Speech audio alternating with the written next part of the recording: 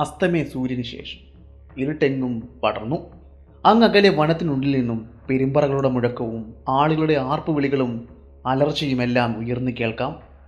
ഇടയ്ക്കിടയിൽ സ്ഫോടക വസ്തുക്കളുടെ പൊട്ടിത്തെറിയും. കുറച്ചു സമയത്തെ കാത്തിരിപ്പിന് ശേഷം അങ്ങകലെ വനത്തിനുള്ളിൽ നിന്നും തീപ്പന്തങ്ങളുടെ വെളിച്ചം കാണുവാൻ സാധിച്ചു. ഒപ്പം പെരുമ്പറകൾ മുഴക്കുന്നതിൻ്റെയും ആർപ്പുവിളികളുടെയും ശബ്ദം ഭൂമി പ്രകമ്പനം കൊള്ളുന്നത് പോലെ തോന്നി. അധികം വൈകാതെ തന്നെ അതും സംഭവിച്ചു. ആനകളുടെ വലിയൊരു കൂട്ടം ഞങ്ങളുണ്ടാക്കിയ ആ കൊപ്പത്തിനകത്തേക്ക് വന്നു കയറി. വൈകാതെ പുറകിൽ വന്നിരുന്ന കുങ്കിയാന അതിൻ്റെ വാതിൽ അടയ്ക്കുകയും സുരക്ഷിതമായി വലിയൊരു തടിക്കഷ്ണം കൊണ്ട് അതിനെ ബന്ധിക്കുകയും ചെയ്തു. ഗദ്ദയ്ക്കുള്ളിൽ ഉയർന്നു കേട്ട ആനകളുടെ ചിഹ്നം വിളി. അമരൻ ശക്തിയായി കൊപ്പത്തിൻ്റെ തൂണുകളിലേക്കും പലകകളിലേക്കും വന്നിടിക്കുമ്പോഴുണ്ടാകുന്ന ശബ്ദവും ഉയർന്നു കേൾക്കാം. ദിവസങ്ങൾ നീണ്ടു നിന്ന ട്രാക്കിംഗ് അവസാനിച്ചിരിക്കുന്നു. ഒരു കൂട്ടം ആനകളെ ഗദ്ദയിൽ കുടുക്കിയിരിക്കുന്നു. ഇനിയും കാലത്തെ ഇവയെ വേർതിരിച്ച് കൊമ്പന്മാരെയും പിടികളെയും വെവ്വേറെയാക്കി ക്യാമ്പിലേക്ക് കൊണ്ടുപോകണം. ചട്ടം പഠിപ്പിക്കണം. വനംവകുപ്പ് ഉദ്യോഗസ്ഥർക്കും പിന്നെ മറ്റാവശ്യങ്ങൾക്കുമായി നൽകണം. നമ്മൾ ഇന്ന് പറയുവാൻ പോകുന്നത് കൊലയാനയെ അതിസാഹസികമായി വേട്ടയാടിക്കൊന്ന തിയോബോൾട്ടിൻ്റെ കഥയാണ്.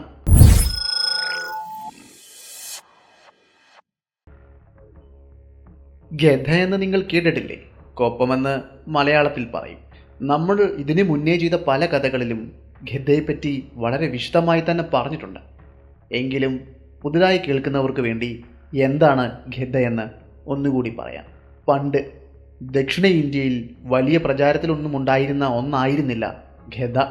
അന്ന് ആനകളെ പിടിക്കുവാൻ വേണ്ടി ഉപയോഗിച്ചിരുന്നത് കിടങ്ങുകളാണ്. വലിയ കിടങ്ങുകൾ കുഴിച്ചിടുകയും അതിന് മുകളിൽ ചുള്ളിക്കമ്പുകളോ ഇലകളോ മറ്റും ഉപയോഗിച്ച് ആ വലിയ കുഴി മൂടി വയ്ക്കും. വാരിക്കുഴികളെന്നും പറയാറുണ്ട്. അങ്ങനെ കുഴിക്കുന്ന വലിയ വാരിക്കുഴികളിൽ കൂട്ടത്തോടെ വരുന്ന ആനകളിൽ നിന്നും ഏതെങ്കിലും ആനകൾ അതിൽ വീഴും. ഒന്നോ രണ്ടോ. അപ്പോൾ ആ കുഴിയുടെ വലിപ്പം നിങ്ങൾക്ക് മനസ്സിലാക്കുവാൻ സാധിക്കുമല്ലോ. അങ്ങനെ കുഴിയിൽ അകപ്പെട്ടു പോകുന്ന ആന തിരിച്ചു കയറുവാൻ കഴിയാതെ അവിടെ അകപ്പെടുന്നു. പിന്നെ പിറ്റേന്ന് കാലത്തെ അവിടേക്കെത്തുന്ന ആളുകൾ മറ്റാനകളുടെ സഹായത്തോടെ കുഴിയിൽ അകപ്പെട്ട് കിടക്കുന്ന ആനയെ പിടിച്ചുകൊണ്ടുപോകും. അതായിരുന്നു അന്നത്തെ കാലത്ത് നടക്കുന്ന ആനപിടുത്തം. ഒന്നിനും നിർബന്ധം പിടിക്കുവാൻ കഴിയില്ല. ഒരു പക്ഷേ കുഴിയിൽ അകപ്പെടുന്നത് പിടിയാനകളായിരിക്കാം, അല്ലെങ്കിൽ കൊമ്പനാനകളായിരിക്കാം. എല്ലാം ഒരു ഭാഗ്യം പോലെയാണ്. അങ്ങനെ ഇരിക്കുന്ന സമയമാണ് ആനകളെ കൂട്ടത്തോടെ പിടിക്കുവാൻ വേണ്ടി ഗദ്ദ എന്ന സംവിധാനം കൊണ്ടുവരുന്നത്. ഗദ്ദ നിർമ്മിക്കുന്നത് വനത്തിലെ വലിയ മരങ്ങൾക്കിടയിൽ വലിയ കൂടുകൾ കെട്ടിയാണ്. ദൂരക്കാഴ്ചയിൽ അത് വലിയൊരു കൂടാണെന്ന് തിരിച്ചറിയുവാൻ സാധിക്കുകയില്ല. മരങ്ങൾക്കിടയിൽ വലിയ മരങ്ങൾ വെട്ടിയെടുത്ത് അത് മണ്ണിലേക്ക് ശക്തിയായി അടിച്ചു താഴ്ത്തുന്നു. അതിന് സമാന്തരമായി അല്പം അകലം പാലിച്ച് മറ്റൊന്നും കൂടി വയ്ക്കുന്നു. അതിൻ്റെ രണ്ടിൻ്റെയും ഇടയിലൂടെ വലിയ തടിക്കഷ്ണങ്ങൾ കയറ്റി കൂട്ടിക്കെട്ടി ഉറപ്പിക്കുന്നു. അങ്ങനെ വിലങ്ങനെയും കുറുകനെയും വയ്ക്കുന്ന വലിയൊരു നിർമ്മിതിയാണ് കൊപ്പം അല്ലെങ്കിൽ ഗദ്ദ എന്ന് പറയുന്നത്. ഗദ്ദയ്ക്ക് ഒരു വലിയ ഭാഗവും ഒരു കൊച്ചു ഭാഗവും പിന്നെ ഒരു വാതിലുമുണ്ട്. വലിയ കൊപ്പവും പിള്ളക്കൊപ്പവും. വലിയ കൊപ്പത്തിലേക്കാണ് ആദ്യം ആനകൾ വന്ന് കയറുന്നത്. അങ്ങനെ കയറുമ്പോൾ ആ വലിയ പ്രവേശന കവാടം അടയ്ക്കും. അതിനുശേഷം കുങ്കിയാനകളുടെ സഹായത്തോടെ ആനയുടെ പുറത്തേറിയ ആളുകൾ അതിനുള്ളിലേക്ക് പ്രവേശിക്കും. അതിനുശേഷം കൊമ്പന്മാരെയും പിടികളെയും കുട്ടികളെയും മാറ്റി മാറ്റി കെട്ടും. പ്രശ്നക്കാരായ ആനകളെ അതിലേക്ക് കയറുന്ന കുങ്കിയാനകൾ തന്നെ വകവരുത്തുകയും ചെയ്യും. അല്ലാത്തവയെ അവിടെ ഉണ്ടാകുന്ന വലിയ മരങ്ങളിൽ തളയ്ക്കും. പിന്നെ പതിയെ പതിയെ പിള്ളക്കൊപ്പം വഴി ഓരോ ആനകളെ ഇറക്കി അത് ക്യാമ്പിലേക്ക് കൊണ്ടുപോകുകയാണ് പതിവ്. ഈയൊരു സംവിധാനത്തെയാണ് ഗദ്ദ എന്ന് പറയുന്നത്. കൂട്ടമായ ആനകളെ പിടികൂടുവാൻ സഹായിക്കുന്ന ഒന്ന്. വാരിക്കുഴികൾ സ്ഥാപിക്കുന്നത് ആനത്താരയുടെ പാതയിലാണെങ്കിലും ഗദ്ദ സ്ഥാപിക്കുന്നത് അതിന് പറ്റിയ സ്ഥലത്താണ്. അവിടേക്ക് ആനകളെ ഭയപ്പെടുത്തി കൂട്ടത്തോടെ കൊണ്ടുവരികയാണ് ചെയ്യുന്നത്. ഇതാണ് ഇവ തമ്മിലുള്ള വ്യത്യാസം. ഇനിയും നമുക്ക് ഇന്നത്തെ കഥയിലേക്ക് പോകാം. കോയമ്പത്തൂരിലെ കൊല്ലകൽ മലനിരകളുടെ സമീപത്തെ ഗ്രാമങ്ങളുടെ അവസ്ഥ അതിദയനീയമായിരുന്നു. കാരണം മറ്റൊന്നുമല്ലായിരുന്നു. അവിടുത്തെ ആളുകളുടെ പ്രധാന ഉപജീവന മാർഗം കന്നുകാലി വളർത്തലും കരിമ്പും കൃഷിയും ഒക്കെയായിരുന്നു. അവർക്ക് വെല്ലുവിളി നേരിട്ടുകൊണ്ടിരുന്നത് കൊല്ലകൽ മലനിരകളിൽ നിന്നും വരുന്ന മലയിറങ്ങിയെത്തുന്ന കാട്ടാനക്കൂട്ടങ്ങൾ തന്നെയാണ്. ഒരു പ്രാവശ്യമൊന്നുമല്ല അങ്ങനെ കാട്ടാനക്കൂട്ടങ്ങൾ അടുത്തുള്ള ഗ്രാമങ്ങളിലേക്ക് എത്തുന്നത്. എത്തുക മാത്രമായിരിക്കില്ല ചെയ്യുക, അവരുടെ കൃഷിയും മറ്റുമെല്ലാം പൂർണ്ണമായും നശിപ്പിച്ചു കളയുക. ശരിക്കും പറഞ്ഞാൽ ഇങ്ങനെ എത്തുന്ന ആനക്കൂട്ടങ്ങളുടെ ശല്യം സഹിക്കാൻ വയ്യാതെ കോയമ്പത്തൂരിൻ്റെ അധികാരമുണ്ടായിരുന്ന കളക്ടർക്ക് അവർ പരാതി നൽകി. ഒരു പ്രാവശ്യമല്ല, പല പ്രാവശ്യം പരാതികൾ നൽകി. ഇങ്ങനെ അവിടേക്ക് മലയിറങ്ങി വരുന്ന കാട്ടാനക്കൂട്ടത്തെ വാരിക്കുഴി ഒരുക്കിയോ വെടിവെച്ച് കൊല്ലുക എന്നതോ ഒന്നും ഒരു പരിഹാരമായിരുന്നില്ല. ആളുകളുടെ സ്വത്തിനും ജീവനും സംരക്ഷണമേകുവാൻ മറ്റു മാർഗങ്ങൾ സ്വീകരിക്കേണ്ടത് അപ്പോൾ അനിവാര്യമായി വന്നു. അങ്ങനെയാണ് ഖദ്ദ എന്ന ഒരു തീരുമാനത്തിലേക്ക് അവർ എത്തിച്ചേർന്നത്. അന്ന് ദക്ഷിണ ഇന്ത്യയിൽ വലിയ പ്രചാരത്തിലൊന്നും ഉണ്ടായിരുന്ന ഒന്നായിരുന്നില്ല ഖദ്ദ. എങ്കിലും അങ്ങനെ ഒരു സംവിധാനം തയ്യാറാക്കുവാൻ അവിടുത്തെ അധികാരികൾ തീരുമാനിച്ചു. അതിനാവശ്യമായ കുങ്കിയാനകളെയും മറ്റും കൊണ്ടുവന്നത് ഉത്തരേന്ത്യയിൽ നിന്നുമൊക്കെയാണ്. അങ്ങനെ ഖദ്ദ പണിയുവാൻ ആവശ്യമായ ആളുകളെയും സംവിധാനവുമെല്ലാം അവർ കൊണ്ടുവന്നു. വനത്തിന്റെ പല ഭാഗങ്ങളിലും അവർ ഖദ്ദ പണിയുവാൻ തീരുമാനിച്ചു. എങ്കിലും അവസാനം കാവേരിയുടെ തീരത്തെ വനപ്രദേശത്ത് അവർ ഖദ്ദ ഒരുക്കുകയായിരുന്നു. ഖദ്ദ സ്ഥാപിച്ച സ്ഥലത്ത് നിന്നും ഏകദേശം 1.5 മൈൽ അകലെയാണ് മറ്റൊരു ആന ക്യാമ്പ് അവർ നിർമ്മിച്ചത്. കുങ്കിയാനകളെയും മറ്റും ബന്ധിക്കാനും അതിൻ്റെ പാപ്പാന്മാർക്ക് താമസിക്കുവാനും മറ്റുമായിരുന്നു അതവിടെ സ്ഥാപിച്ചിരുന്നത്. പിന്നെ കൊപ്പത്തിനരികിൽ തന്നെയാണ് അവിടുത്തെ ജോലിക്കാർക്കും ഫോറസ്റ്റ് ഉദ്യോഗസ്ഥർക്കും വേണ്ട ക്യാമ്പുകളും മറ്റും തയ്യാറാക്കിയത്. അങ്ങനെ ഖദ്ദയുടെ പണിയെല്ലാം പൂർത്തിയാക്കിയ ശേഷം ഏകദേശം 200ഓളം വരുന്ന ആളുകളെയാണ് ആനകളെ ട്രാക്ക് ചെയ്യുവാനും രാത്രിയിൽ തീപ്പന്തങ്ങളുടെയും പെരുമ്പറകളുടെയും സഹായത്തോടെ ഭയപ്പെടുത്തി കൊപ്പത്തിലേക്ക് കൊണ്ടുവരുവാനും തയ്യാറാക്കി നിർത്തിയത്. അവർക്ക് വേണ്ട സഹായങ്ങളും മറ്റുമെല്ലാം പുറത്തുനിന്ന് കൊണ്ടുവന്ന ആളുകൾ ചെയ്തു കൊടുത്തിരുന്നു. എങ്ങനെയാണ് ആനകളെ ഭയപ്പെടുത്തേണ്ടത്, എങ്ങനെയൊക്കെയാണ് അവയെ കൊണ്ടുവരേണ്ടത്, ഇവയെല്ലാം വളരെ വ്യക്തമായി തന്നെ അവരോട് വിവരിച്ചു കൊടുത്തിരുന്നു. 1-2 തവണ അതിനുവേണ്ടി തയ്യാറെടുപ്പുകളും അവർ നടത്തിയിരുന്നു. അങ്ങനെ ആഴ്ചകളും മാസങ്ങളും നീണ്ടുനിന്ന ആ കാത്തിരിപ്പിനൊടുവിൽ സമയമാഗതമായിരിക്കുന്നു എന്ന് അവിടുത്തെ അധികാരികൾ അവരോട് പറഞ്ഞു. ആനക്കൂട്ടത്തെ അവിടുത്തെ ആളുകൾ ട്രാക്ക് ചെയ്തിരിക്കുന്നു. ഏകദേശം വൈകുന്നേരമായപ്പോഴേക്കും ആനയെ ട്രാക്ക് ചെയ്ത സംഘം സ്ഥലവും സ്ഥാനവും എല്ലാം അധികാരികൾക്കും മറ്റുള്ളവർക്കും പറഞ്ഞു കൊടുത്തു. അവരുടെ പദ്ധതി പ്രകാരം ഒരു കൂട്ടം ആളുകൾ, അതായത് ഏകദേശം 200ഓളം വരുന്ന ആളുകൾ വനത്തിലേക്ക് പ്രവേശിക്കുകയും ആനകളുണ്ടു എന്ന് കരുതപ്പെടുന്ന സ്ഥലത്തിന് ചുറ്റും ഒരു വലിയ വളയം പോലെ നിൽക്കുകയും തീപ്പന്തങ്ങൾ കത്തിക്കുകയും പെരുമ്പറകൾ മുഴക്കി വലിയ ശബ്ദങ്ങളിട്ട് ഊരിയിടുകയും എല്ലാം ചെയ്തു. വെടിമരുന്നുകൾ നിറച്ച വലിയ സ്ഫോടക വസ്തുക്കൾ പൊട്ടിക്കുകയും ആനകളെ ഭയപ്പെടുത്തി ഓടിക്കുകയും ചെയ്തു. അങ്ങനെ അവരുടെ പദ്ധതി പ്രകാരം ആനകളെ ഭയപ്പെടുത്തി ഏകദേശം 3 മൈലോളം വിരട്ടി ഓടിച്ചു കൊണ്ടുവന്ന് കൃത്യമായി ആ കൊപ്പത്തിലേക്ക് തന്നെ പ്രവേശിപ്പിച്ചു. വിരണ്ടോടാത്ത ആനകളെ കുങ്കിയാനകളും കുത്തിത്തുരത്തുകയും ചെയ്തു. അങ്ങനെ അവസാനം ഏകദേശം 33ഓളം വരുന്ന ആനകൾ ആ വലിയ കൊപ്പത്തിലേക്ക് പ്രവേശിച്ചു കഴിഞ്ഞ ഉടനെ തന്നെ തൊട്ടു പിന്നാലെ വന്ന ആ കുങ്കിയാനകൾ അതിൻ്റെ വാതിൽ കൊട്ടിയടച്ചു. വലിയ തടിക്കഷ്ണം കൊണ്ട് അത് തുറന്നു പോകാത്ത രീതിയിൽ ബന്ധനത്തിലാക്കി. കൊപ്പത്തിലകപ്പെട്ട ആ വലിയ കൂട്ടം ആനകൾ കൊപ്പം തകർക്കാതിരിക്കുവാനും ഒളിച്ചു വെളിയിൽ പോകാതിരിക്കുവാനും വേണ്ടി ആ വലിയ ഗദ്ദയ്ക്ക് ചുറ്റും അവർ വലിയ തീ കൂട്ടി. വാച്ചർമാരുടെയും അവിടെയുള്ള സഹായികളുടെയും സഹായത്തോടെയാണ് അത് സാധ്യമാക്കിയത്. അവിടെ കത്തിപ്പടരുന്ന തീ അതിനുള്ളിൽ പ്രവേശിച്ച ആനകളെ ഭയപ്പെടുത്തി. അതിനുള്ളിൽ നിന്നും വലിയ ചിഹ്നം വിളികളും ചീറ്റലുകളുമെല്ലാം കേൾക്കാമായിരുന്നു. അങ്ങനെ അന്നത്തെ ദിവസം കഴിഞ്ഞു. പിറ്റേന്ന് കാലത്തെ തന്നെ 2-3 കുങ്കിയാനകളെ ആ വലിയ കൊപ്പത്തിലേക്ക് പ്രവേശിക്കുകയും അതിൽ 2-3 കൊമ്പന്മാരെ പിടികൂടുകയും പിള്ളക്കൊപ്പം വഴി പുറത്തേക്ക് കൊണ്ടുവരികയും ചെയ്തു.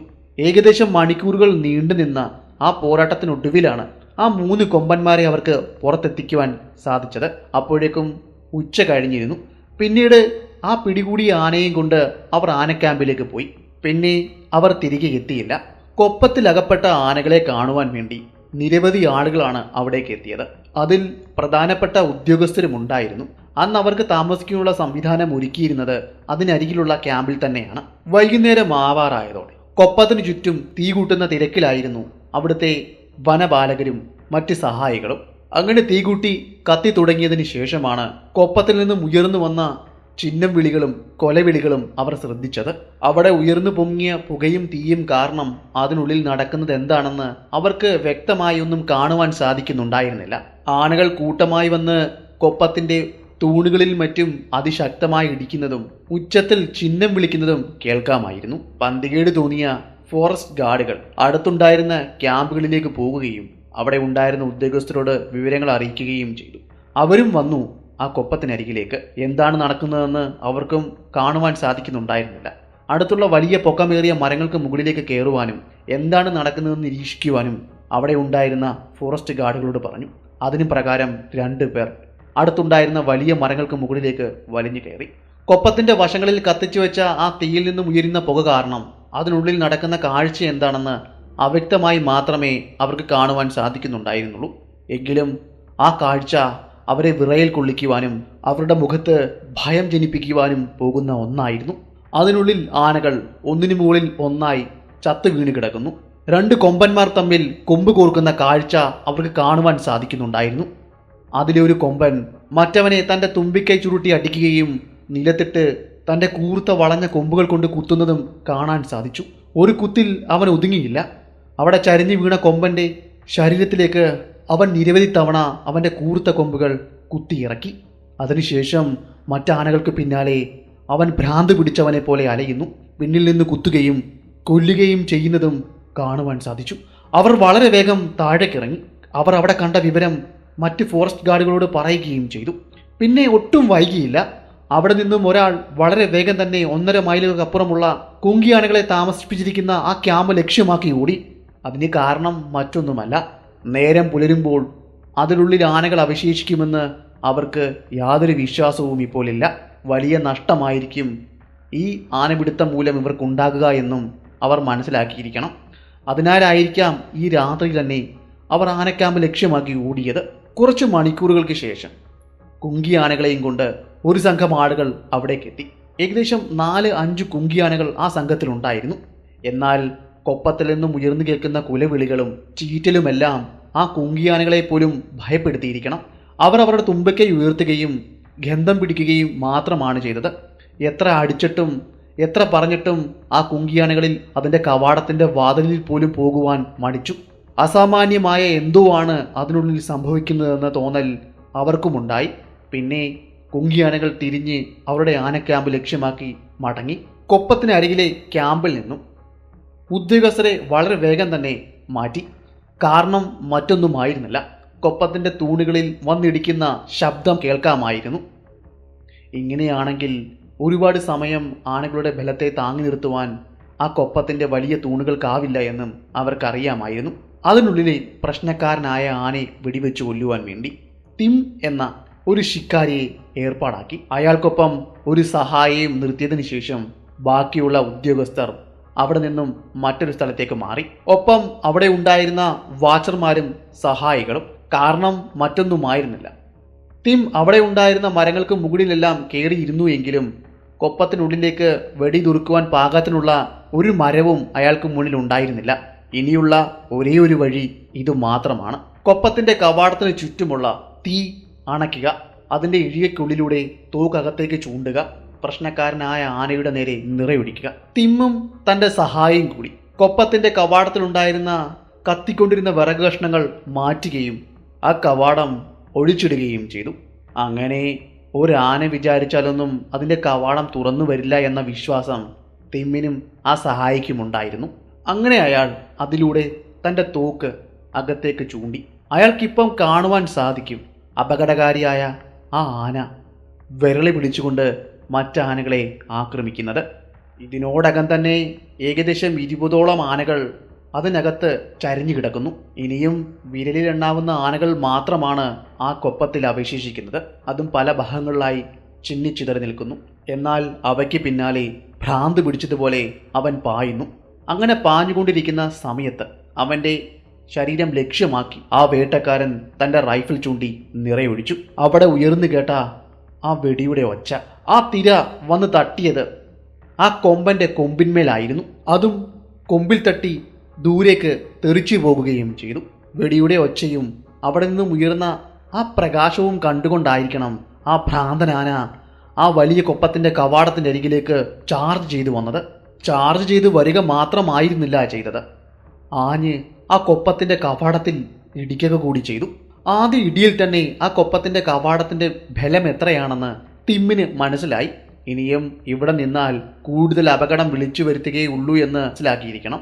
തൻ്റെ കൂടെ ഉണ്ടായിരുന്ന സഹായിയോട് ഓട് എന്ന് പറഞ്ഞതിന് ശേഷം അയാൾ തിരിയുകയും കൊപ്പത്തിന് എതിർദിശയിലേക്ക് വനത്തിനുള്ളിലേക്ക് ഓടി അകലുകയും ചെയ്തു. എന്നാൽ തൻ്റെ സഹായിക്ക് അവിടെ നിന്നും അനങ്ങുവാൻ സാധിക്കുന്നുണ്ടായിരുന്നില്ല. അയാൾ ധരിച്ചിരുന്നത് വെള്ള വസ്ത്രങ്ങളായിരുന്നു. ഒരു ചുവന്ന തുണി കൊണ്ട് അയാൾ തലയിൽ കെട്ടുക കൂടി ചെയ്തിരുന്നു. എന്നാൽ രണ്ടാമത്തെ ഇടിക്ക് കൊപ്പത്തിൻ്റെ വാതിൽ തകരുകയും ഒരു വശത്തേക്ക് ചരിഞ്ഞു വീഴുകയും ചെയ്തു. ആ വലിയ കൊമ്പൻ്റെ മുന്നിൽ പതറിനിന്ന ആ സഹായിയെ അവൻ തൻ്റെ തുമ്പിക്കൈകൊണ്ട് അടിച്ചു നിലത്തിട്ടു.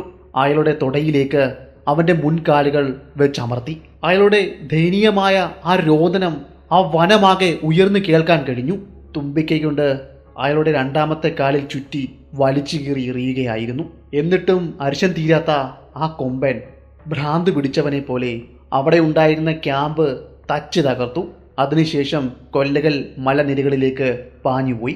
അന്നത്തെ ഒറ്റ രാത്രി കൊണ്ട് കമ്പനിക്ക് നഷ്ടം വന്നത് ഏകദേശം 50,000 രൂപയോളം അടുത്താണ്. ഗദ്ദ നിർമ്മിക്കുവാൻ വേണ്ടി വന്ന ചിലവും ക്യാമ്പുകളുടെ തകർച്ചയും എല്ലാം അതിലുൾപ്പെടും. അതുകൂടാതെ ഗദ്ദയിൽ നിന്നും പിടിക്കപ്പെടുന്ന കൊമ്പനാനകളെ വിറ്റുണ്ടാക്കുന്ന പണവും ഇതിൽപ്പെടും.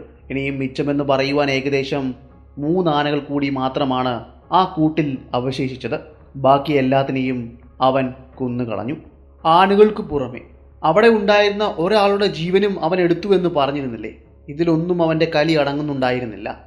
പിറ്റേന്ന് ഏകദേശം ഉച്ചയായതോടെ വനത്തിനുള്ളിൽ ടിമ്പർ പണിക്ക് വേണ്ടി കൊണ്ടുപോയ 2 ആനകളെ കൂടി ആ കൊമ്പൻ കൊന്നുകളഞ്ഞു.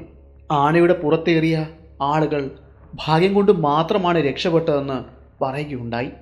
അതിലെ ഒരാന മാത്രമാണ് അവനുടെ കൊമ്പോട് കൊമ്പ് കോർത്തു നിന്ന് അല്പമെങ്കിലും പൊരുതിയത്. എന്നാൽ അവൻ്റെ ബലത്തിന് മുന്നിൽ അവനും കീഴടങ്ങി. കൊമ്പ് കഴുത്തിലേക്ക് കുത്തിയിറക്കിയായിരുന്നു ആ കൊമ്പനെ കൊന്നത്. ചരിഞ്ഞിട്ടൊന്നും അവൻ്റെ പക അടങ്ങുന്നുണ്ടായിരുന്നില്ല. വീണ്ടും വീണ്ടും ശരീരത്തിലേക്ക് അവൻ്റെ കൊമ്പുകൾ കുത്തിയിറക്കുന്നുണ്ടെന്നും അവർ പറഞ്ഞു. എല്ലാം കഴിഞ്ഞതിന് ശേഷം രക്തമൊലിക്കുന്ന കൊമ്പുകൾ കൊണ്ട് അവൻ വനത്തിലേക്ക് മടങ്ങി. പിന്നീടുള്ള ദിവസങ്ങളിൽ കൊല്ലകൾ മലനിരകളിൽ നിന്നും അവൻ ഒറ്റയാനായി തന്നെ ഗ്രാമങ്ങളിലെ വിശാലമായി കിടക്കുന്ന കൃഷിയിടങ്ങളിലേക്ക് ഇറങ്ങുകയും കൃഷിവിളകൾ നശിപ്പിക്കുകയും ഗ്രാമീണരെ ഉപദ്രവിക്കുവാനും തുടങ്ങി.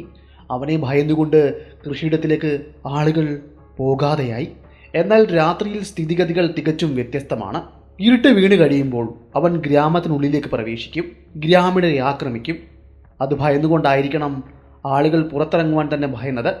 അവൻ്റെ കൊലവിളികളും ചിഹ്നം വിളികളും ഉയരുമ്പോൾ തന്നെ ആളുകൾ അവരവരുടെ കുടിലുകളിൽ കയറി ഒളിക്കുകയാണ് പതിവ്. പിന്നീട് എന്തുണ്ടായാലും കുടിലിന് പുറത്തിറങ്ങുവാൻ അവർ വിസമ്മതിച്ചു.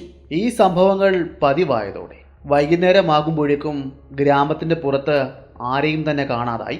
വിജനമായി കിടക്കുന്ന ഗ്രാമത്തിൻ്റെ വിജനമായ പ്രദേശത്തു കൂടി അലഞ്ഞു തിരിഞ്ഞു വരുന്ന ആ കൊമ്പൻ അവരുടെ കന്നുകാലികളെ ആക്രമിക്കാറുണ്ട് എന്നും അവർ പറഞ്ഞു. നമ്മൾ കഥ തുടങ്ങുമ്പോഴേ പറഞ്ഞിരുന്നുവല്ലോ, അവിടുത്തെ ആളുകളുടെ പ്രധാന ഉപജീവന മാർഗത്തിലൊന്ന് കന്നുകാലി വളർത്തൽ കൂടിയാണെന്ന്. കറുത്ത നിറമുള്ള എന്തിനേയും അവൻ ആക്രമിക്കാൻ തുടങ്ങി. പോത്തുകളെയും എരുമകളെയും കറുത്ത നിറമുള്ള കാളകളെയും പശുവിനെയും പോലും അവൻ മൃഗീയമായി തന്നെ ഗ്രാമത്തിലിട്ട് കൊന്നു. തൻ്റെ ഉറപ്പേറിയ തുമ്പിക്കൈ ചുരുട്ടിയടിച്ച് നടുവൊടിച്ചും കൂർത്ത കൊമ്പുകൾ കൊണ്ടും കുത്തിയും അവൻ അവരെ കൊലപ്പെടുത്തി. അവിടുത്തെ ആളുകൾക്ക് ഇതെല്ലാം തികച്ചും അപരിചിതമായാണ് തോന്നിയത്. എന്നാൽ മറ്റൊരു നിഗമനത്തിൽ അവിടുത്തെ ആളുകൾ എത്തിച്ചേർന്നിരുന്നു. കറുത്ത നിറത്തോട് അവനെന്തോ അരിശമുണ്ട്. അത് കാണുമ്പോൾ ഒരുപക്ഷെ അവന് തൻ്റെ കൂട്ടത്തിലുള്ള ആനകളാണെന്ന് തോന്നിയേക്കാം. അതുകൊണ്ടായിരിക്കാം കറുത്ത നിറത്തോടു കൂടിയ കന്നുകാലികളെ അവൻ ആക്രമിക്കുന്നത്. അങ്ങനെ ഒരു നിഗമനത്തിലാണ് അവിടുത്തെ ആളുകൾ എത്തിച്ചേർന്നത്. ഇതിൻ്റെ കൂടെ പറയുവാൻ മറ്റൊരു സംഭവം കൂടി ഉണ്ടായി. ഇതിൽ നിന്നുമാണ് അവനെ അവിടുത്തെ ആളുകൾ ആനപ്പെയ് എന്ന പേര് നൽകിയത്. കൊല്ലകൽ മലനിരകളുടെ അടിവാരത്ത് സ്ഥിതി ചെയ്യുന്ന ഒരു ചെറിയ ഗ്രാമമാണ് മണിക്കോട്ട. അവിടുത്തെ ഗ്രാമത്തിൽ അവരുടെ കന്നുകാലികളെ എല്ലാം സ്ഥാപിച്ചിരുന്നത് കരിങ്കൽ കൊണ്ട് കെട്ടിയ ഒരു നിർമ്മിതിക്കുള്ളിലാണ്. ഒരിക്കൽ ആ കാട്ടാന അവിടേക്ക് എത്തുകയും ആ തൊഴുത്ത് തകർക്കുവാൻ ശ്രമം തുടരുകയും ചെയ്തു. എന്നാൽ പാറക്കെട്ടുകൾ കൊണ്ടുണ്ടാക്കിയ ആ നിർമ്മിതി തകർക്കുവാൻ ആ കാട്ടാനയ്ക്ക് കഴിഞ്ഞില്ല. ആ കൂട് തകർക്കുവാൻ വേണ്ടി ആ ആന ഏകദേശം 2 ദിവസം അവിടെ ആ ഗ്രാമത്തിന് സമീപത്ത് ചിലവഴിച്ചു. 3 പരിശ്രമങ്ങൾ അവൻ നടത്തുകയും ചെയ്തു. എന്നാൽ പരാജയം മണത്ത ആ കാട്ടാന തോറ്റ് പിന്മാറുകയാണ് ചെയ്തത്. ആ കൂട്ടിനകത്ത് അന്നുണ്ടായത് 1.5 ഡസനോളം വരുന്ന എരുമകളായിരുന്നു. ഇങ്ങനെയുള്ള പല തുടർ സംഭവങ്ങളും അവിടെ പതിവായതോടെ കൊല്ലകൽ മലനിരകളുടെ അടിവാരത്ത് താമസിക്കുന്ന ആളുകൾക്ക് മനസമാധാനം നഷ്ടപ്പെട്ടു തുടങ്ങി. അങ്ങനെ അവിടെ നിന്നും ആളുകൾ മറ്റു പല ഗ്രാമങ്ങളിലേക്കും പലായനം ചെയ്യുവാൻ തുടങ്ങി. അതുമാത്രമായിരുന്നില്ല, കൃഷിയിടങ്ങൾ തരിശുഭൂമിയായി അപ്പോഴേക്കും മാറുവാനും തുടങ്ങിയിരുന്നു. കൊല്ലകൽ മലനിരകളിൽ നിന്നും ഇറങ്ങി വരുന്ന ആ കാട്ടുപിശാച് നമ്മൾ മുന്നേ പറഞ്ഞ ആനകൾക്ക് പുറമെ നാട്ടിലെ 3 ആനകളെ കൂടി കൊന്നുകളഞ്ഞിരുന്നു. അതിലൊന്ന് ഗവൺമെൻറ്റിൻ്റെ അധികാരത്തിൽ വരുന്ന ആനയായിരുന്നു. മറ്റ് 2 സ്വകാര്യ വ്യക്തികളുടെയും. പിന്നെ പശുക്കളുടെയും പോത്തുകളുടെയും എരുമകളുടെയും കാര്യം പറയേണ്ടതില്ലല്ലോ. അവൻ്റെ ശല്യം വല്ലാതെ കൂടി വന്നതോടെ അവിടുത്തെ ആളുകൾ രോക്ഷകുലരാകുകയും വനംവകുപ്പ് ഓഫീസിലേക്കും അവർ ചാർജ് ചെയ്യുകയും ചെയ്തു. അതിനെ തുടർന്ന് മൈസൂർ സംസ്ഥാനത്തിലെ കൊല്ലകൽ ഫോറസ്റ്റ് ഡിപ്പാർട്ട്മെന്റിലെ ഒരു റേഞ്ചർ തൻ്റെ മുകൾ ഉദ്യോഗസ്ഥന് അയച്ച കത്തിൻ്റെ ഉള്ളടക്കമാണ് നമ്മൾ ഇനിയും പറയുവാൻ പോകുന്നത്. ബഹുമാനപ്പെട്ട സാർ, ഇവിടെ ഒരു ഭ്രാന്ത് പിടിച്ച ആന ചെയ്യുന്ന ചെയ്തികളെപ്പറ്റി അറിയിക്കുവാനാണ് ഞാൻ ഈ കത്ത് എഴുതുന്നത്. ഇതിനോടകം തന്നെ അങ്ങ് ഈ ആനയെപ്പറ്റിയുള്ള വിവരം അറിഞ്ഞിരിക്കുന്നു എന്ന് ഞാൻ വിശ്വസിക്കുന്നു. ഏകദേശം 28ഓളം വരുന്ന ആനകളെയാണ് അവൻ ഇതുവരെയും കാലുപിരി കഴിച്ചത്. അതിനു പുറമെ കാളകളും പോത്തുകളും പശുക്കളും വേറെ. കറുത്ത നിറത്തോട് അവനെന്തോ അസഹിഷ്ണുതയുള്ളതുപോലെയാണ് ഞങ്ങൾക്ക് തോന്നുന്നത്. ഇവിടുത്തെ ആളുകൾ ഓരോ നിമിഷവും ഭയന്നുകൊണ്ടാണ് ജീവിക്കുന്നത്. ഇതിനോടകം അവൻ ഏകദേശം 3 പേരുടെ ജീവനാണ് എടുത്തിരിക്കുന്നത്. ഗ്രാമത്തിൽ നിന്നും ആളുകൾ പലരും പലായനം ചെയ്യുവാൻ തുടങ്ങിയിരിക്കുന്നു. അതുമാത്രമല്ല, ഗ്രാമത്തിൽ നിന്നും വനത്തിലേക്ക് പോകുന്നവരുടെ എണ്ണവും താരതമ്യേന കുറഞ്ഞിരിക്കുന്നു. അതുകൊണ്ട് തന്നെ ടിമ്പർ ജോലികൾ പൂർണ്ണമായും നിർത്തേണ്ടതായി വന്നു. ഇതെല്ലാം അവസാനിക്കണമെങ്കിൽ ഒരു പരിഹാരം മാത്രമേ ഉള്ളൂ സാർ. അവൻ്റെ ജീവൻ എടുക്കണം. അതിനെ കൊല്ലുവാൻ ഉത്തരവ് പുറപ്പെടുവിക്കണം. ആ ഒരു ഉത്തരവ് കൊണ്ട് കാര്യമുണ്ടോ എന്ന് തോന്നുന്നില്ല. എന്തെങ്കിലും പാരിതോഷികം കൂടി പ്രഖ്യാപിക്കണം. എങ്കിൽ മാത്രമേ അവനെ പിടികൂടുവാൻ ആളുകൾ ഇവിടേക്ക് എത്തുകയുള്ളൂ. നാടൻ ശിക്കാരികൾ അതിന് കുറെ ശ്രമിച്ചതാണ്, പക്ഷേ ഒന്നും നടന്നില്ല. ഇതിനെന്തെങ്കിലും പരിഹാരം കാണുമെന്ന് ഞാൻ വിശ്വസിക്കുന്നു. ഇത് മാത്രമായിരുന്നു ആ കത്തിലുണ്ടായിരുന്നത്. കത്ത് കിട്ടിയ ഉടനെ തന്നെ ഉദ്യോഗസ്ഥൻ ജില്ലാ കളക്ടർ കയക്കുകയും ആ ഭ്രാന്ത് പിടിച്ച ആനയെ കൊല്ലുവാനുള്ള വിജ്ഞാപനം പുറപ്പെടുവിക്കുകയും ചെയ്തു. അവനെ കൊല്ലുന്നവർക്ക് ഏകദേശം 500 രൂപ ഇനാമും പ്രഖ്യാപിച്ചു. വലിയ പാരിതോഷികത്തിൽ ആകൃഷ്ടരായി പലരും അവനെ പിടിക്കുവാൻ വേണ്ടി അവിടേക്ക് എത്തിയിരുന്നുവെങ്കിലും ആർക്കും ആനയെ കാണുവാൻ പോലും സാധിച്ചില്ല. എന്നാൽ 2 പേർ അവൻ്റെ കൊമ്പിൽ കുരുങ്ങി ചാകുകയും ചെയ്തു. അവനെ പിടികൂടുവാൻ വേണ്ടി ഒരു ശിക്കാരി വനത്തിലേക്ക് പോയിരുന്നു. ഏകദേശം 1 ആഴ്ച കാലമാണ് അയാൾ ഇവിടെ ചെലവഴിച്ചത്. അയാൾ പറഞ്ഞത് പ്രകാരം അവന് ഒരുപാട് പ്രത്യേകതകളുണ്ട്. ഇന്ന് ഒരു ഗ്രാമത്തെ അവൻ ആക്രമിക്കുകയാണെങ്കിൽ പിന്നെ അവൻ ആ ഗ്രാമത്തെ അടുത്തിടെ ഒന്നും ആക്രമിക്കില്ല. അവിടെ നിന്നും ഏകദേശം 10-15 മൈലുകൾക്കപ്പുറമുള്ള മറ്റേതെങ്കിലും ഗ്രാമത്തിലായിരിക്കും പിന്നീട് അവൻ്റെ ആക്രമണങ്ങൾ ഉണ്ടാകുക. അതുമാത്രമല്ല, അവന് ട്രാക്കുകൾ പിന്തുടർന്ന് പോകുക എന്നത് അസാധ്യമാകുന്ന കാര്യമാണ്. അവൻ്റെ ട്രാക്കുകൾ ചെന്നെത്തുക വീണ്ടും കറങ്ങിത്തിരിഞ്ഞ് പഴയ പാതയിലേക്ക് തന്നെയാണ്. ഒരിക്കൽ സഞ്ചരിക്കുന്ന പാത വഴി അവൻ പിന്നീട് ഒരിക്കലും സഞ്ചരിക്കാറുമില്ല. ഈ പ്രത്യേകതകളെല്ലാം കൊണ്ടാണ് അവനെ പിടിക്കുവാൻ ഇത്രയും പ്രയാസമാകുന്നത്. ഇനിയും അബദ്ധത്തിൽ അവൻ്റെ ട്രാക്കുകൾ പിന്തുടർന്ന് പോകുക എന്ന് കരുതുക. ഒരു പക്ഷേ നമ്മൾ എത്തിച്ചേരുക അവന് മുന്നിലായിരിക്കും. അവന് മുന്നിൽ പിന്നീട് എന്താ ഉണ്ടാകുക എന്ന് ഞാൻ പറയേണ്ടതില്ലല്ലോ. അയാൾ തൻ്റെ തൊഴിൽ അവസാനിപ്പിച്ച് ആ ഗ്രാമത്തിൽ നിന്നും മറ്റൊരു ഗ്രാമത്തിലേക്ക്, മറ്റൊരു സ്ഥലത്തേക്ക് പോകുകയായിരുന്നു. അതോടെ അവിടുത്തെ ഗ്രാമീണർക്ക് ഭയമേറി. ആനപ്പൈ എന്ന പേര് അവിടങ്ങളിലുള്ള ഓരോ ഗ്രാമത്തിലെ ആളുകളും പറയുവാനും തുടങ്ങി. പലരും വിശ്വസിച്ചിരുന്നത് ഇതൊരു ദുരാത്മാവ് പിടികൂടിയ ആനയാണെന്നാണ്. അവൻ്റെ ശല്യം ഒഴിഞ്ഞു പോകുവാൻ വേണ്ടി പല പൂജകളും പല കർമ്മങ്ങളും, എന്തിനേറെ പറയണം, കുരുതികൾ പോലും അവിടുത്തെ ഗ്രാമത്തിലെ ആളുകൾ നടത്തി. എന്നാൽ ഒന്നിനും ഒരു പ്രതിവിധി കണ്ടെത്തുവാൻ സാധിച്ചില്ല. അങ്ങനെയിരിക്കെ വയനാട്ടിൽ നിന്നും ക്യാപ്റ്റൻ ഗോൾഫ്രേ എന്ന ഒരു ആനവേട്ടക്കാരൻ അവിടേക്കെത്തി. കൃത്യമായി പറഞ്ഞാൽ ഏകദേശം 1 മാസക്കാലം അയാൾ കൊല്ലകൽ മലനിരകളിലും അവിടുത്തെ ഗ്രാമങ്ങളിലൂടെയും നടന്നു. എന്നിട്ടൊന്നും യാതൊരു പ്രയോജനവും ഉണ്ടായില്ല. 1 മാസങ്ങൾക്കപ്പുറം അദ്ദേഹവും തിരിച്ച് വയനാട്ടിലേക്ക് തന്നെ പോയി. അങ്ങനെ ഇരിക്കുന്ന സമയമാണ് ഈ ആനയുടെ ശല്യം സഹിക്കാൻ വയ്യാതെ മദ്രാസിലെ ഗദ്ദ ജോലികൾക്ക് നേതൃത്വം നൽകുന്ന ജോർജ് സാൻഡേഴ്സണിന്റെ അസിസ്റ്റന്റായ തിയോബാൾട്ട് എന്ന ഒരു ആനവേട്ടക്കാരനെ ജോർജ് സാൻഡേഴ്സന്റെ നിർദ്ദേശപ്രകാരം ഇവിടേക്ക് വിടുന്നത്.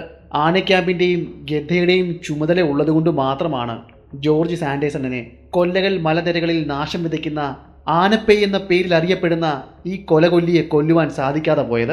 അതുകൊണ്ട് മാത്രമാണ് അദ്ദേഹം ഇവിടേക്ക് വരാതെ തൻ്റെ പ്രിയ ശിഷ്യനെ ഇവിടേക്ക് അയച്ചത്.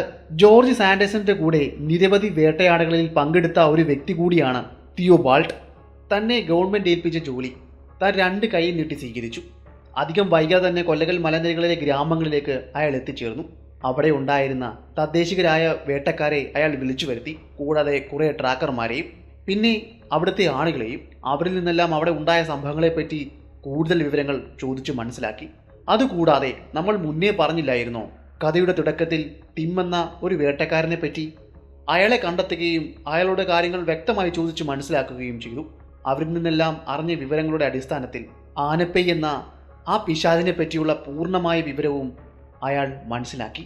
തദ്ദേശീയരായ വേട്ടക്കാരോട് അയാൾ വിശദമായി തന്നെ സംസാരിച്ചിരുന്നു എന്ന് പറഞ്ഞില്ലേ? ആ കാട്ടാനയെ പിടിക്കുവാൻ വേണ്ടി അവരെന്തൊക്കെ പദ്ധതികളാണ് തയ്യാറാക്കിയത്, ആ പദ്ധതികളിൽ എന്തൊക്കെയാണ് പരാജയപ്പെട്ടു പോയത്, ഇനി എന്തെല്ലാം പദ്ധതികളാണ് നിങ്ങളുടെ മുന്നിലുള്ളത്, ഇതെല്ലാം അവരോട് ചോദിച്ചറിഞ്ഞു. നമ്മൾ മുന്നേ പറഞ്ഞില്ലേ പോത്തുകളോടും ഇരുമുകളോടുമുള്ള ആ ആനയുടെ പകയെപ്പറ്റി. അത് മുതലെടുത്തുകൊണ്ട് അവിടുത്തെ ആളുകൾ ഒരു പദ്ധതി തയ്യാറാക്കിയിരുന്നു. മേൽക്കൂരയില്ലാത്ത വലിയൊരു തൊഴുത്ത് അവർ സ്ഥാപിച്ചു. ആ തൊഴുത്തിന് വശത്തായി വലിയൊരു കുഴി തുറന്നു. ആ കുഴിയിലേക്ക് ശിക്കാരികൾ കയറിയിരുന്നു. ആ കുഴിക്ക് ചുറ്റും അവർ ഒരു വേലി കെട്ടി. വേലിക്ക് പുറത്ത് പോത്തുകളെ വാങ്ങിച്ചു കെട്ടി. ഏകദേശം ഒരാഴ്ചക്കാലം അവർ ആ തൊഴുത്തിൽ കഴിഞ്ഞു, ചാണകത്തിൻ്റെയും പ്രാണികളുടെയും കടിയും ദുർഗന്ധവും സഹിച്ചുകൊണ്ട്. അങ്ങനെ ഒരിക്കൽ ഒരു രാത്രിയിൽ അത് സംഭവിച്ചു. ആനയുടെ ചൂര് അവർക്ക് കൃത്യമായി മനസ്സിലാക്കുവാൻ സാധിച്ചു. എരുമകൾ വല്ലാതെ കരയുന്നതും അവർ ആളുകളിരിക്കുന്ന വേലിക്കരികിലേക്ക് കൂട്ടം കൂടി നിൽക്കുന്നതും അവർ അറിഞ്ഞു. തങ്ങളുടെ കൈവശം കരുതിയിരുന്ന റൈഫിളുകളുടെ സേഫ്റ്റി ക്യാപ്പ് റിമൂവ് ചെയ്ത് ഒരു ഷോട്ട് എടുക്കുവാൻ വേണ്ടി അവർ തയ്യാറായിരുന്നു. എന്നാൽ മണിക്കൂറുകൾ കഴിഞ്ഞിട്ടും ഒന്നും തന്നെ അവിടെ സംഭവിച്ചില്ല. നേരം പുലർന്നു കഴിഞ്ഞു. കന്നുകാലി തൊഴുത്തിന് ചുറ്റും അവർ ഒന്ന് പരിശോധിച്ചു. അപ്പോൾ പുതുതായി അവിടെ പതിഞ്ഞ ആനയുടെ കാൽപ്പാടുകൾ അവർ കാണുവാനിടയായി. മനുഷ്യന്റെ സാന്നിധ്യം മനസ്സിലാക്കിയത് കൊണ്ടായിരിക്കാം ആ കൊലയാന ഇവിടേക്ക് പ്രവേശിക്കാതെ മടങ്ങി വനത്തിലേക്ക് തന്നെ പോയതെന്ന് അവർ പറഞ്ഞു. എന്നാൽ ആ ട്രാക്ക് പിന്തുടർന്നുകൊണ്ട് വനത്തിലേക്ക് പോയി അവനെ കൊല്ലുക എന്നതും അസാധ്യമാണ്. കാരണം അവന് മറ്റൊരു പ്രത്യേകത കൂടിയുണ്ട്. അവൻ നടന്നുകൊണ്ട് മുന്നിലേക്ക് പോകുകയാണെങ്കിൽ അവന് ഭക്ഷണം കഴിക്കണമെങ്കിൽ അവൻ ആഹാരം തിരിഞ്ഞു നിന്നാണ് കഴിക്കുന്നത്. അതായത് ആ ട്രാക്ക് പിന്തുടർന്നുകൊണ്ട് ഒരു വേട്ടക്കാരൻ പോകുകയാണെങ്കിൽ വളരെ വേഗം തന്നെ അവരുടെ സാന്നിധ്യം അവന് മനസ്സിലാക്കുവാൻ സാധിക്കുകയും ഇടത്തോട്ടോ വലത്തോട്ടോ മാറി വനത്തിനുള്ളിൽ മറഞ്ഞിരിക്കുവാനും അവന് കഴിയും. വേട്ടക്കാരുടെ ഇടത്ത് ഭാഗത്തു നിന്നോ വലത്ത് ഭാഗത്തു നിന്നോ ഒരു ചിഹ്നവിളി ഉയരുകയോ അല്ലെങ്കിൽ ആക്രമണം അഴിച്ചുവിടുവാനും അവന് കഴിയും. സാന്നിധ്യം മനസ്സിലാക്കി കഴിഞ്ഞാൽ അവരെ പരിഹസിച്ചുകൊണ്ട് ഒരു ചിഹ്നം വിളി വിളിച്ചുകൊണ്ട് വനത്തിനുള്ളിലേക്ക് ഓടി മറയും. പിന്നെ അവിടെ നിന്നും ഏകദേശം 10-20 മൈലുകൾ അപ്പുറമുള്ള മറ്റേതെങ്കിലും ഗ്രാമത്തിലായിരിക്കും അവൻ പ്രത്യക്ഷപ്പെടുന്നത്. ഇത് സൂചിപ്പിക്കുന്നത് ആനയുടെ കുശാഗ്ര ബുദ്ധിയെയാണ്. മണിക്കൂറോളം അവിടുത്തെ ആളുകളുമായി അയാൾ സമയം ചെലവഴിച്ചു. അങ്ങനെ പലരിൽ നിന്നും പല അഭിപ്രായങ്ങളും ഉണ്ടായി. എന്നാൽ ഗ്രാമത്തലവിൽ നിന്നുമുണ്ടായ ഒരു അഭിപ്രായം അത് തള്ളിക്കളയുവാൻ തിയോബോൾട്ടിനാവുമായിരുന്നില്ല. അതിങ്ങനെയായിരുന്നു: ഗെയിം ഹണ്ടിങ്ങിന് വേണ്ടി ഉപയോഗിക്കുന്ന 2 പിടിയാനകളെ കൊണ്ടുവരണം. പിടിയാനകൾക്ക്, പ്രത്യേകിച്ച് ഗെയിം ഹണ്ടിങ്ങിന് ഉപയോഗിക്കുന്ന ആനകൾക്ക്, കൊമ്പനാനകളുടെ സാന്നിധ്യം വളരെ വേഗം തിരിച്ചറിയുവാൻ സാധിക്കും. അതുമാത്രമല്ല, കൊമ്പനാനകൾ ഇവയുടെ സാന്നിധ്യം തിരിച്ചറിയുന്നതിന് മുന്നേ തന്നെ തുമ്പിക്കൈ ഉയർത്തി അവയുടെ കൃത്യമായ സ്ഥാനം കാണിച്ചു കൊടുക്കുകയും ചെയ്യും. ഗ്രാമത്തിലേക്ക് ഗെയിം ഹണ്ടിങ്ങിന് വേണ്ടി എത്തുന്ന പലരും ഇങ്ങനെയുള്ള ആനകളെ കൊണ്ടുവരാറുണ്ട്, അയാൾ പറഞ്ഞു. അദ്ദേഹത്തിൻ്റെ ആശയത്തോട് തിയോബാൾട്ട് യോജിച്ചു. അതിൻ പ്രകാരം തിയോബാൾട്ടും തൻ്റെ സഹായിയും അദ്ദേഹത്തിൻ്റെ നിർദ്ദേശപ്രകാരം പുറത്തുനിന്നും ഗെയിം ഹണ്ടിങ്ങിന് വേണ്ടി ഉപയോഗിക്കുന്ന 2 പിടിയാനകളെ കൊണ്ടുവന്നു. അങ്ങനെ അതിൻ്റെ പുറത്തേറി ഏകദേശം ഒരാഴ്ചക്കാലം ഗ്രാമത്തിന് ചുറ്റുമുള്ള വനത്തിലൂടെ അവർ ആന പെയ്യുന്ന ആ കൊമ്പനാനയെ. അങ്ങനെ അവരുടെ 8ാമത്തെ ദിവസം വനത്തിനുള്ളിലൂടെ ഏകദേശം 15 മൈലോളം അവർ സഞ്ചരിച്ചു കഴിഞ്ഞു. ഉച്ചയായതോടെ ഒരു ഇല്ലിക്കാടിന് സമീപത്ത് അവർ എത്തിച്ചേർന്ന് കാണണം. അങ്ങനെ എത്തിച്ചേർന്നപ്പോൾ പെട്ടെന്ന് പിടിയാനകൾ അവിടെ നിന്നു. അതിനുശേഷം അവരുടെ തുമ്പിക്കൈകൾ ഉയർത്തി ഇടതുവശത്തേക്ക് കാണിച്ചു. അതിന് പ്രകാരം തിയോബാൾട്ടും സംഘവും ആനയെ തെളിച്ചുകൊണ്ട് ഇടതുവശത്തേക്ക് സഞ്ചരിച്ചു. അവിടെ നിന്നും കൃത്യമായി പറഞ്ഞാൽ ഏകദേശം 100 യാർഡുകൾ കൂടി സഞ്ചരിച്ച് കാണണം. വീണ്ടും പിടിയാനകൾ അവിടെ നിന്നു. ഇടതുവശത്തായി അങ്ങ് അകലെ നിന്നും ഒരു ചെറിയ ശബ്ദം അവർ കേട്ടു. മുളകളും മറ്റും ചതഞ്ഞരയുന്നതിൻ്റെയും ഒടിയുന്നതിൻ്റെയും ശബ്ദമായിരുന്നു അത്. അതിൽ നിന്നും കൃത്യമായി തന്നെ അവർക്ക് ആനയുടെ സാന്നിധ്യം മനസ്സിലായി. ആനയുടെ പുറത്തേറി വീണ്ടും പതിയെ അവർ മുന്നിലേക്ക് നടന്നു. ഏകദേശം 20 യാർഡുകൾ കൂടി മുന്നിലേക്ക് നടന്നപ്പോൾ ഒരു ഇല്ലിക്കാടിന് മറവിൽ നിൽക്കുന്ന ആ കൊമ്പനാനയെ അവർ കണ്ടു. ഇപ്പോൾ പൂർണ്ണമായും ആനയെ വളരെ കൃത്യമായി തന്നെ അവർക്ക് കാണുവാൻ സാധിച്ചു. തിയോബാൾട്ട് തൻ്റെ റൈഫിൾ എടുത്തു, തൻ്റെ തോളിലേക്ക് എടുത്തു വെച്ചു. സേഫ്റ്റി ക്യാപ്പ് റിമൂവ് ചെയ്ത് അവന് നേരെ എയിം ചെയ്തു നിന്ന സമയം തൻ്റെ പിന്നിൽ നിന്നും ഒരു കുട്ടിയാനയുടെ ചിഹ്നം വിളി കേട്ടു. അവർ പതിയെ അവിടേക്ക് തിരിഞ്ഞു നോക്കി. കുറ്റിക്കാടിനിടയിൽ നിന്നും ഒരു കുട്ടിയാനയും ഒരു പിടിയാനയും മുന്നിലേക്ക് നടന്നു വരുന്നു. അവർ നിൽക്കുന്ന ഭാഗത്തു നിന്നും വലതുവശത്തേക്ക് നടന്ന് ഒരു ആനക്കൂട്ടത്തിലേക്ക് ചേർന്ന് നടന്നു പോകുന്നത് കണ്ടു. തിയോബാൾ തൻ്റെ റൈഫിൾ താഴ്ത്തി. അവർ ഉദ്ദേശിക്കുന്ന ആന ഇതല്ല എന്ന് അവർക്ക് മനസ്സിലായി. അല്പസമയത്തെ കാത്തിരിപ്പിന് ശേഷം ആ കൊമ്പനാനയും അവിടെ നിന്നും മടങ്ങി ആ കൂട്ടത്തിൽ ചേർന്നു. പിന്നെ അവിടെ നിന്നും അവർ നടന്ന് ദൂരേക്ക് അകന്നുപോയി. ചുരുക്കം പറഞ്ഞാൽ ഇന്നത്തെ ഈ സംഭവം ശരിക്കും നിരാശയാണ് അദ്ദേഹത്തിന് നൽകിയത്. പിന്നെ അല്പസമയം പോലും അവർ അവിടെ ചെലവഴിച്ചില്ല. ആനയെ തെളിച്ചുകൊണ്ട് തിരികെ ഗ്രാമത്തിലേക്ക് അവർ മടങ്ങി. അങ്ങനെ 8ാമത്തെ ദിവസവും അവസാനിച്ചു. 8 ദിവസമായി ഈ പദ്ധതിയുടെ പുറകിൽ അദ്ദേഹം നടക്കുകയാണ്. അതും അവസാനിപ്പിച്ചു. അതുകൂടാതെ മറ്റു കുറച്ച് പദ്ധതികൾ കൂടി തയ്യാറാക്കിയെങ്കിലും അതെല്ലാം പരാജയത്തിലേക്കാണ് കൂപ്പുകുത്തിയത്. ഇനി എന്തു വേണമെന്ന് അയാൾ ഇങ്ങനെ ചിന്തിച്ച് നിൽക്കുന്ന സമയമാണ് വനത്തിനുള്ളിലെ തൻ്റെ സുഹൃത്തുക്കളായ ഷോലകകളെ പറ്റി അയാൾ ഓർത്തത്. വനത്തിനുള്ളിലെ ഏറ്റവും വലിയ ട്രാക്കർമാരാണ് ഷോലകകൾ. ആദിവാസി വിഭാഗത്തിൽപ്പെട്ടവർ, കാടിൻ്റെ മക്കൾ, ആനയെ ട്രാക്ക് ചെയ്യുവാൻ ഏറ്റവും കഴിവുള്ളവർ. മദ്രാസിലും മറ്റും ഖെദ്ദ ജോലിക്ക് വേണ്ടി തന്നെ സഹായിച്ച ബൊമ്മഗൗഡ എന്ന ഷോലകയിലെ ഗ്രാമത്തലവൻ്റെ കാര്യം അദ്ദേഹം ഓർത്തു. അയാളെപ്പോയൊന്ന് ചെന്ന് കാണുവാനും അയാളുടെ സഹായം തേടുന്നതിനെ പറ്റിയും തിയോബാൾഡ് ചിന്തിച്ചു. അങ്ങനെ അവിടേക്ക് അയാൾ പോയി. ഏകദേശം 2 ദിവസങ്ങൾക്കപ്പുറം ബൊമ്മഗൗഡയും കൂട്ടിക്കൊണ്ട് ഇപ്പോൾ നിൽക്കുന്ന കൊല്ലകൽ മലനിരകളുടെ താഴ്വാരത്ത് സ്ഥിതി ചെയ്യുന്ന ഈ ഗ്രാമത്തിലേക്ക് അവർ എത്തി. അവിടെ നടന്ന സംഭവങ്ങളെല്ലാം ബൊമ്മഗൗഡയുമായി പങ്കുവച്ചു. സംഭവങ്ങളെല്ലാം കേട്ട ബൊമ്മഗൗഡ അല്പസമയം മിണ്ടാതെ നിന്നു. അതിനുശേഷം തിയോബോൾഡിനോട് പറഞ്ഞു, താങ്കളുടെ മുന്നിലേക്ക് ഞാൻ ആനയെ എത്തിക്കുമെന്ന്. അക്ഷരാർത്ഥത്തിൽ അദ്ദേഹം ഒന്ന് ഞെട്ടി. തന്നെ പരിഹസിക്കുകയാണോ എന്ന് ചോദിക്കുകയും ചെയ്തു. അങ്ങനെയല്ല എന്നും നിങ്ങൾ ഒരാഴ്ച എനിക്ക് സമയം തരണമെന്നും ഒരാഴ്ചക്കുള്ളിൽ ആനയെ തങ്ങളുടെ മുന്നിലേക്ക് കൊണ്ടെത്തിക്കുമെന്നും അയാൾ ഉറപ്പു നൽകി. എന്നുവെച്ചാൽ തനിക്ക് വെടിവെക്കാൻ പാകത്തിന് ആനയെ തനിക്ക് മുന്നിൽ കൊണ്ടെത്തിക്കാമെന്നാണ് ബൊമ്മഗൗഡ തിയോബോൾഡിനോട് പറഞ്ഞത്. ഇത് കേട്ടതും അവിടെ നിന്ന ശിക്കാരികളെല്ലാം ഉച്ചത്തിൽ പൊട്ടിച്ചിരിച്ചു. ഇദ്ദേഹത്തിന് ഭ്രാന്താണെന്ന് വരെ പറഞ്ഞു. അവിടെ നിന്ന് ചിരിക്കുന്ന ആളുകളെ കുറ്റം പറഞ്ഞിട്ട് യാതൊരു കാര്യവുമില്ല. അവർ ജനിച്ചതും വളർന്നതുമെല്ലാം ഈ ഗ്രാമത്തിലാണ്. കൊല്ലകൽ മലനിരകൾ അവരുടെ കൈരേഖ പോലെ അവർക്ക് തിട്ടവുമാണ്. എന്നിട്ട് അവരെ കൊണ്ടൊന്നും ഈ ആനയെ കണ്ടെത്തുവാൻ സാധിക്കുന്നില്ല. പിന്നല്ലേ വെല്ലോടം കടന്ന ബൊമ്മഗൗഡ എന്ന അർത്ഥത്തിലാണ് അവർ ചിരിച്ചത്. എന്നാൽ തിയോബാൾഡ് ഒരക്ഷരം മിണ്ടിയില്ല. അദ്ദേഹത്തിന് ബൊമ്മഗൗഡയെ വലിയ വിശ്വാസമാണ്. അങ്ങനെ ദിവസങ്ങൾ കഴിഞ്ഞു പോയി. ഒരു ദിവസം ബൊമ്മഗൗഡ പറഞ്ഞു വിട്ട അദ്ദേഹത്തിൻ്റെ ഒരു സഹായി തിയോബാൾഡിനെ കാണുവാൻ വേണ്ടി ആ ഗ്രാമത്തിലെത്തി. ആ സഹായി വന്നു പറഞ്ഞത് ഇങ്ങനെയാണ്: താങ്കൾ ഇപ്പോൾ ഈ ഗ്രാമത്തിൽ നിന്നും ഏകദേശം 10 മൈലുകൾ വനത്തിലൂടെ സഞ്ചരിക്കുമ്പോൾ അവിടെ ഒരു അരുവി ഉണ്ടാകുമെന്നും അത് വരണ്ട അരുവിയാണെന്നും ഇരുവശങ്ങളിലും പാറക്കെട്ടുകൾ കൊണ്ട് നിറഞ്ഞ അരുവിയാണെന്നും അയാൾ പറഞ്ഞു. നിങ്ങൾ അവിടെ പോയി ക്യാമ്പ് ചെയ്യണമെന്നും ബൊമ്മഗൗഡ അവിടേക്ക് എത്തുമെന്നും പറഞ്ഞു. ഇയാൾ പറഞ്ഞ ഈ പ്രദേശത്ത് ഞാൻ പോയിട്ടുണ്ട്. വരണ്ട ഒരു അരുവിയാണ്. ഇരുവശങ്ങളും ഇദ്ദേഹം പറഞ്ഞതുപോലെ പാറക്കെട്ടുകളുണ്ട്. വലിയ ഉയരത്തിൽ മൺതിട്ടകളുമുണ്ട്. ആ മൺതിട്ടകൾക്ക് ഏകദേശം 10 അടി വരെ ഉയരമുണ്ട്. അതുമാത്രമല്ല, ഈ അരുവിയുടെ വീതി എന്നത് 15 മീറ്ററിനപ്പുറമാണ്. അതായത് ഒരു കരയിൽ നിന്നും ഒരു ജീവി ഈ വരണ്ട അരുവിലൂടെ മുറിച്ചു കടക്കുകയാണെങ്കിൽ വളരെ വ്യക്തമായി തന്നെ കാണുവാനും സാധിക്കും. ബൊമ്മഗൗഡയുടെ സഹായി പറഞ്ഞത് പ്രകാരം ഗ്രാമത്തിൽ നിന്നും 2-3 ശിക്കാരികളെയും തൻ്റെ സഹായിയെയും കൂട്ടിക്കൊണ്ട് ഇവിടെ നിന്നും 10 മൈലുകൾക്കപ്പുറമുള്ള ആ വരണ്ട അരുവിയുടെ തീരത്തേക്ക് പോയി.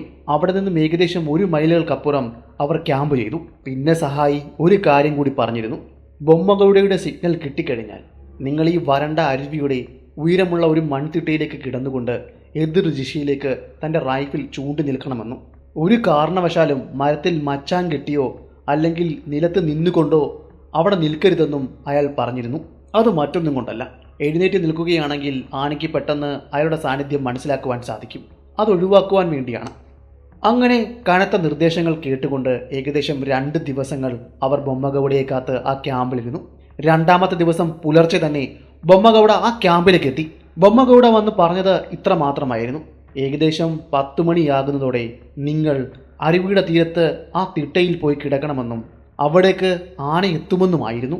നിങ്ങൾ ഒറ്റയ്ക്ക് വേണം അവിടേക്ക് പോകുവാനെന്നും ശബ്ദങ്ങളോ അനക്കങ്ങളോ ഒന്നും ഉണ്ടാക്കാതെ ഞാൻ പറഞ്ഞ കൃത്യമായ സ്ഥലത്ത് കാത്തിരിക്കണമെന്നും ബൊമ്മഗൗഡ അയാളോട് പറഞ്ഞു.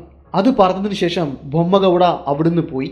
പോകുന്നതിന് തൊട്ടു മുന്നേ ഒരു കാര്യം കൂടി പറഞ്ഞു: ആനയുടെ നീക്കങ്ങളെല്ലാം ശ്രദ്ധിച്ചുകൊണ്ട് നിങ്ങളിരിക്കുന്ന എതിർദിശയിൽ എവിടെയെങ്കിലും ഞാനും മറഞ്ഞിരിക്കുമെന്ന് കൃത്യമായ നിർദ്ദേശം നൽകാമെന്നും പറഞ്ഞു. ഇത്രമാത്രം പറഞ്ഞുകൊണ്ട് ബൊമ്മഗൗഡ അവിടെ നിന്നും വളരെ വേഗം നടന്നകന്നു. അങ്ങനെ ബൊമ്മഗൗഡ പറഞ്ഞത് പ്രകാരം അയാൾ കൃത്യമായി ആ മൺതിട്ടയുടെ മുകളിൽ ആനയ്ക്ക് വേണ്ടി കാത്തിരുന്നു. ഏകദേശം 10 മണിയോട് അടുപ്പിച്ചപ്പോൾ തന്നെ അയാൾ ഇരിക്കുന്നതിൻ്റെ എതിർദിശയിൽ ഒരു വലിയ കൊമ്പനെ കാണുവാനിടയായി. അവൻ്റെ തുമ്പിക്കൈ നിലത്ത് മുട്ടാതിരിക്കുവാൻ ചുരുട്ടി വെച്ചിരിക്കുന്നു. നടന്നു വരുന്നതിൻ്റെ കൂട്ടത്തിൽ ഇടയ്ക്കിടയ്ക്ക് നിന്ന് തുമ്പിക്കൈ ഉയർത്തി ഇടത്തുനിന്നും വലത്തുനിന്നുമെല്ലാം മണം പിടിക്കുന്നുമുണ്ടായിരുന്നു. അവന് അപരിചിതമായ മണം കിട്ടുന്നുണ്ടോ എന്നറിയുവാൻ വേണ്ടിയായിരിക്കാം അങ്ങനെ ചെയ്തത്. അങ്ങനെ വീണ്ടും കുറച്ചു ദൂരം നടന്നതിന് ശേഷം വീണ്ടും ഈ പ്രക്രിയകൾ തുടരും. ഇതിൽ നിന്ന് തന്നെ എനിക്ക് ബോധ്യമായി ഞങ്ങൾ തിരയുന്ന ആന ഇവൻ തന്നെയാണെന്ന്. എൻ്റെ തോക്കിൻ്റെ സേഫ്റ്റി ക്യാപ്പ് ഞാൻ റിമൂവ് ചെയ്തു. കൃത്യമായ ഒരവസരത്തിന് വേണ്ടി ഞാൻ കാത്തിരുന്നു. ആന എൻ്റെ റൈഫിലിൻ്റെ റേഞ്ചിനുള്ളിലേക്ക് പ്രവേശിക്കുന്നതിന് വേണ്ടി തൻ്റെ തോക്കിൻ്റെ കുഴൽ ആനയെ പിന്തുടരുവാൻ തുടങ്ങി. ആനയുടെ ചെവിക്ക് പിന്നിലെ മർമ്മത്തിലേക്കായിരുന്നു അയാൾക്ക് വെടിയുതിർക്കേണ്ടത്. എന്നാൽ ആന ഇപ്പോൾ ലക്ഷ്യം വെച്ച് നടന്നു വരുന്നത് അയാൾക്ക് നേരെയാണ്. ആന നടന്ന് ആ അരുവി മുറിച്ചു കടക്കാൻ തുടങ്ങിയ സമയം, ഒന്ന് നിന്ന് വീണ്ടും തുമ്പിക്കൈ ഉയർത്തി മണം പിടിക്കുവാൻ തുടങ്ങിയ സമയം തിയോബാൾട്ട് ഒട്ടും ചിന്തിച്ചില്ല. തൻ്റെ റൈഫിലിൻ്റെ കാഞ്ചി വലിച്ചു. എന്നാൽ അവിടെ സംഭവിച്ചത് മറ്റൊന്നായിരുന്നു. തിയോബാൾട്ട് ലക്ഷ്യം വെച്ചത് ആനയുടെ മസ്തകത്തിലേക്കായിരുന്നു എങ്കിലും അവൻ തല ഉയർത്തിയതോടെ ലക്ഷ്യം തെറ്റി. മസ്തകത്തിൻ്റെ തൊട്ട് താഴെയുള്ള കട്ടിയേറിയ എല്ലിലേക്കായിരുന്നു ആ തിര വന്ന് തറച്ചു കയറിയത്. പിന്നെ ഒരു ഷോട്ട് കൂടി എടുക്കുവാനുള്ള സമയം ആ കാട്ടാന അവർക്ക് നൽകിയില്ല. ആ വരണ്ട നദി മുറിച്ചു കടന്നുകൊണ്ട് ഞാനിരിക്കുന്ന ഭാഗം ലക്ഷ്യമാക്കി കുതിച്ചോടി. കണ്ണടച്ച് തുറക്കുന്ന സമയം കൊണ്ട് അവൻ ഞാനിരിക്കുന്ന മൺതിട്ടയുടെ അരികിലേക്ക് എത്തുകയും മൺതിട്ടയിലേക്ക് ആഞ്ഞിടിക്കുകയും ചെയ്തു. ഇടിയുടെ ശക്തിയിൽ ഞാനിരിക്കുന്ന മൺതിട്ട ഇടിയുകയും ഞാൻ അവിടെ നിന്ന് മുരുണ്ട് നിലത്തേക്ക് ആ വരണ്ട അരുവിയിലേക്ക് വീഴുകയും ചെയ്തു. അവൻ്റെ ആ ഇടിയിൽ ഭൂമിയൊന്ന് പ്രകമ്പനം കൊണ്ട പോലെ തോന്നി. അവൻ്റെ കൊമ്പുകൾ ആ മൺതിട്ടയിലേക്ക് ആഴത്തിൽ കുത്തിയിറങ്ങി. അവൻ ഞാൻ നിലത്ത് വീഴുന്നത് കണ്ടു കാണില്ല. വളരെ വേഗം ഞാൻ അവിടെ നിന്നും എഴുന്നേറ്റു. അപ്പോഴേക്കും എൻ്റെ തോക്ക് ദൂരേക്ക് തെറിച്ച് വീണ് കഴിഞ്ഞിരുന്നു. ആ തോക്ക് ഓടിയെടുക്കുവാൻ എനിക്ക് കഴിഞ്ഞില്ല. വരണ്ട അരുവിയിലെ കല്ലുകൾക്ക് മുകളിലൂടെ ഞാൻ കുതിച്ചോടി. പെട്ടെന്ന് ഒരു ശബ്ദം കേട്ട് തിരിഞ്ഞു നോക്കി. ഞാനിരുന്ന മൺതിട്ട കാണുവാനില്ല. അത് പൂർണ്ണമായും ആന ഇടിച്ചു നിരത്തിയിരുന്നു. ഞാൻ അരുവിയിലൂടെ ഓടുന്ന ശബ്ദം കേട്ടുകൊണ്ടായിരിക്കണം ആന വീണ്ടും എനിക്ക് നേരെ തിരിഞ്ഞത്. അങ്ങനെ ആനയും എനിക്ക് നേരെ ചാർജ് ചെയ്തു വന്നു. ജീവൻ മുറുക്കെ കൈ പിടിച്ചുകൊണ്ട് അരുവിയിലെ ഉരുളൻ കല്ലുകൾക്ക് മുകളിൽ ചവിട്ടി ഞാൻ കുതിച്ചോടി. അങ്ങനെ കുതിച്ചോടുമ്പോഴും എൻ്റെ കണ്ണുകൾ വശങ്ങളിലെ തിട്ടയിലേക്കായിരുന്നു. ഏതെങ്കിലും ഒരു താഴ്ന്ന ഭാഗത്തുകൂടി എനിക്ക് വളരെ വേഗം ഉയർന്ന ഭാഗത്തേക്ക് കയറുവാൻ സാധിക്കുമോ എന്നായിരുന്നു ഞാൻ നോക്കിയിരുന്നത്. എന്നാൽ എനിക്ക് മുന്നിൽ അങ്ങ് 20 യാർഡ് അകലെ ഒരു ചാഞ്ഞു നിൽക്കുന്ന മരം എൻ്റെ ദൃഷ്ടിയിൽപ്പെട്ടു. ഞാൻ വളരെ വേഗം അവിടേക്ക് കുതിച്ചോടി. എന്നാൽ എൻ്റെ വേഗത ആനയുടെ വേഗതയേക്കാൾ കുറവാണ് എന്നെനിക്ക് തോന്നിപ്പോയി. ആ ഒരു നിമിഷം എൻ്റെ മനസ്സിലേക്ക് കടന്നു വന്നത് മറ്റൊരു കഥയായിരുന്നു. ഗദ്ദയിൽ അന്ന് രാത്രിയിൽ അരങ്ങേറിയ ആ സംഭവം, ആ വേട്ടക്കാരൻ്റെ കൂടെ ഉണ്ടായിരുന്ന സഹായിക്ക് സംഭവിച്ച ആ ദാരുണ അന്ത്യം എനിക്കും ഉണ്ടാകുമോ എന്ന് ഞാൻ ഒരു നിമിഷം ഭയന്നു പോയി. പിന്നെ വളരെ വേഗം ഞാൻ കുതിച്ചോടി. അങ്ങനെ ഓടുന്നതിൻ്റെ കൂട്ടത്തിൽ ഒരു മൺതിട്ട ഞാൻ കാണുവാനിടയായി. വളരെ വേഗം ഞാൻ ആ മൺതിട്ടയ്ക്കരികിലേക്ക് ഓടുകയും പെട്ടെന്ന് തന്നെ ആ മൺതിട്ടയ്ക്ക് മുകളിൽ നിന്നും ഒരു കൈ താഴേക്ക് വീഴുകയും എൻ്റെ കയ്യിൽ മുറുക്ക പിടിക്കുകയും എന്നെ വലിച്ച് മുകളിലേക്ക് ഇടുകയും ചെയ്തു. മുകളിലേക്ക് കയറിയപ്പോഴാണ് അതാരായിരുന്നുവെന്ന് ഞാൻ കണ്ടത്. അതെ, ബൊമ്മഗൗഡ. ബൊമ്മഗൗഡ വന്നില്ലായിരുന്നുവെങ്കിൽ ഒരു പക്ഷേ ഞാനും ആ വരണ്ട അരുവിയിൽ ഉരുളൻ കല്ലുകൾക്കുമേൽ ചതഞ്ഞരഞ്ഞേനെ. ഞാൻ അവിടെ കയറിയതിന് തൊട്ടു പിന്നാലെ തന്നെ ആ കൊലകൊമ്പനും അവിടെ എത്തിയിരുന്നു. അവിടെ എത്തുകയും അവിടെ നിന്ന് ചിഹ്നം വിളിക്കുകയും എല്ലാം ചെയ്യുന്നുണ്ടായിരുന്നു. അവൻ്റെ അരിശം അവിടെ തീർത്തു. ആ മൺതിട്ടയിലേക്ക് അവൻ്റെ കൊമ്പുകൾ കൊണ്ട് ശക്തമായി ഇടിക്കുകയും അത് തകർത്തുകൊണ്ട് മുകളിലേക്ക് വലിഞ്ഞു കയറുവാൻ ശ്രമം നടത്തുകയും ചെയ്തു. എന്നാൽ അവൻ അതിൽ പരാജിതരായി. എന്നാൽ ഈ ഒരു അവസരം മുതലെടുക്കുവാൻ എനിക്ക് സാധിച്ചില്ല. കാരണം എൻ്റെ കൈവശം ഇപ്പോൾ റൈഫിൾ ഉണ്ടായിരുന്നില്ല. അല്പസമയം ആ കാട്ടാന അവിടെ സമയം ചെലവഴിച്ച ശേഷം അരുവിയിലൂടെ തന്നെ അവൻ മുന്നിലേക്ക് നടന്നു നീങ്ങി. അപ്പോഴേക്കും ബൊമ്മഗൗഡയുടെ സഹായിയായ ഷോലക യുവാവ് അവിടേക്ക് എത്തിയിരുന്നു. എൻ്റെ കയ്യിൽ നിന്ന് നഷ്ടപ്പെട്ടു പോയ റൈഫിൾ എടുത്തുകൊണ്ടായിരുന്നു അവൻ അവിടേക്ക് എത്തിയത്. ആന ആ മൺതിട്ടയിലേക്ക് വന്ന് ഇടിക്കുന്നതും ഞാൻ തെറിച്ചു വീഴുന്നതും തോക്ക് കയ്യിൽ നിന്ന് പോകുന്നതുമെല്ലാം ദൂരെ നിന്ന് ബൊമ്മഗൗഡ കാണുന്നുണ്ടായിരുന്നു. അപ്പോൾ തന്നെ ആ ഷോലക യുവാവിനെ ആ തോക്ക് വീണ്ടെടുക്കുവാൻ വേണ്ടി പറഞ്ഞയച്ചിരുന്നു. റൈഫിൾ എൻ്റെ കയ്യിൽ തന്നിട്ട് ബൊമ്മഗൗഡ എന്നോട് പറഞ്ഞു, ഈ കാട്ടുവഴിയിലൂടെ മുറിച്ചു കടന്നു പോയാൽ നിങ്ങൾക്ക് ഈ നദിയുടെ ഏറ്റവും മുകളിലത്തെ ഒരു ഭാഗത്ത് എത്തിച്ചേരുവാൻ സാധിക്കും. ആന അവിടെ എത്തുന്നതിനേക്കാൾ മുന്നേ നിങ്ങൾക്ക് എത്തുവാൻ കഴിയും. അങ്ങനെ എത്തുകയാണെങ്കിൽ അവനെ കൊല്ലുവാൻ നിങ്ങൾക്ക് ഒരവസരം കൂടി കിട്ടും. അദ്ദേഹം പറഞ്ഞു തീർന്നതും ഞാനും ആ ഷോലക യുവാവും കൂടി അവിടം ലക്ഷ്യമാക്കി കുതിച്ചോടി. ബൊമ്മഗൗഡ പറഞ്ഞതുപോലെ തന്നെ ആ കാട്ടാന അവിടെ എത്തുന്നതിന് മുന്നേ തന്നെ അവർ ഇരുവരും അവിടെ എത്തിയിരുന്നു. അവിടെ ഉണ്ടായിരുന്ന നദിയുടെ തീരത്തെ ഒരു കുറ്റിക്കാടിനുള്ളിലേക്ക് അവർ മറഞ്ഞിരുന്നു. അവർക്ക് അങ്ങ് ദൂരെ നിന്നും ആന നടന്നു വരുന്നത് കാണുവാൻ സാധിക്കുന്നുണ്ടായിരുന്നു. അവർ ഇരിക്കുന്നതിൽ നിന്നും താഴ്ചയിലാണ് ആന ഇപ്പോൾ ഉള്ളത്. ആ കുറ്റിക്കാടിൽ നിന്നും പുറത്തേക്ക് അല്പം എഴഞ്ഞിരുന്നതിന് ശേഷം തോക്കിൻ്റെ കുഴൽ അങ്ങോട്ട് ചൂണ്ടി നിന്നു. തോക്കിൻ്റെ റേഞ്ചിനുള്ളിലേക്ക് ആന വരുന്നതും കാത്ത് തിയോബാൾട്ട് അങ്ങനെ അക്ഷമനായിരുന്നു. കുറച്ച് സമയങ്ങൾക്ക് ശേഷം തിയോബാൾട്ടിൻ്റെ റൈഫിലിൻ്റെ റേഞ്ചിനുള്ളിൽ ആന വന്നതും അയാൾ പിന്നെ ഒട്ടും താമസിച്ചില്ല. തൻ്റെ റൈഫിലിൻ്റെ കാഞ്ചി വലിച്ചു. ആദ്യത്തെ തിര തറച്ചു കയറിയിരുന്ന ഭാഗത്തു നിന്നും രക്തം ഒലിച്ചിറങ്ങുന്നുണ്ടായിരുന്നു. ആ രക്തം അവൻ്റെ തുമ്പിക്കൈ വഴി താഴേക്ക് ഇറ്റ് വീഴുന്നുമുണ്ടായിരുന്നു. ഇതെല്ലാം തിയോബാൾഡിന് കാണുവാൻ സാധിക്കുന്നുണ്ടായിരുന്നു.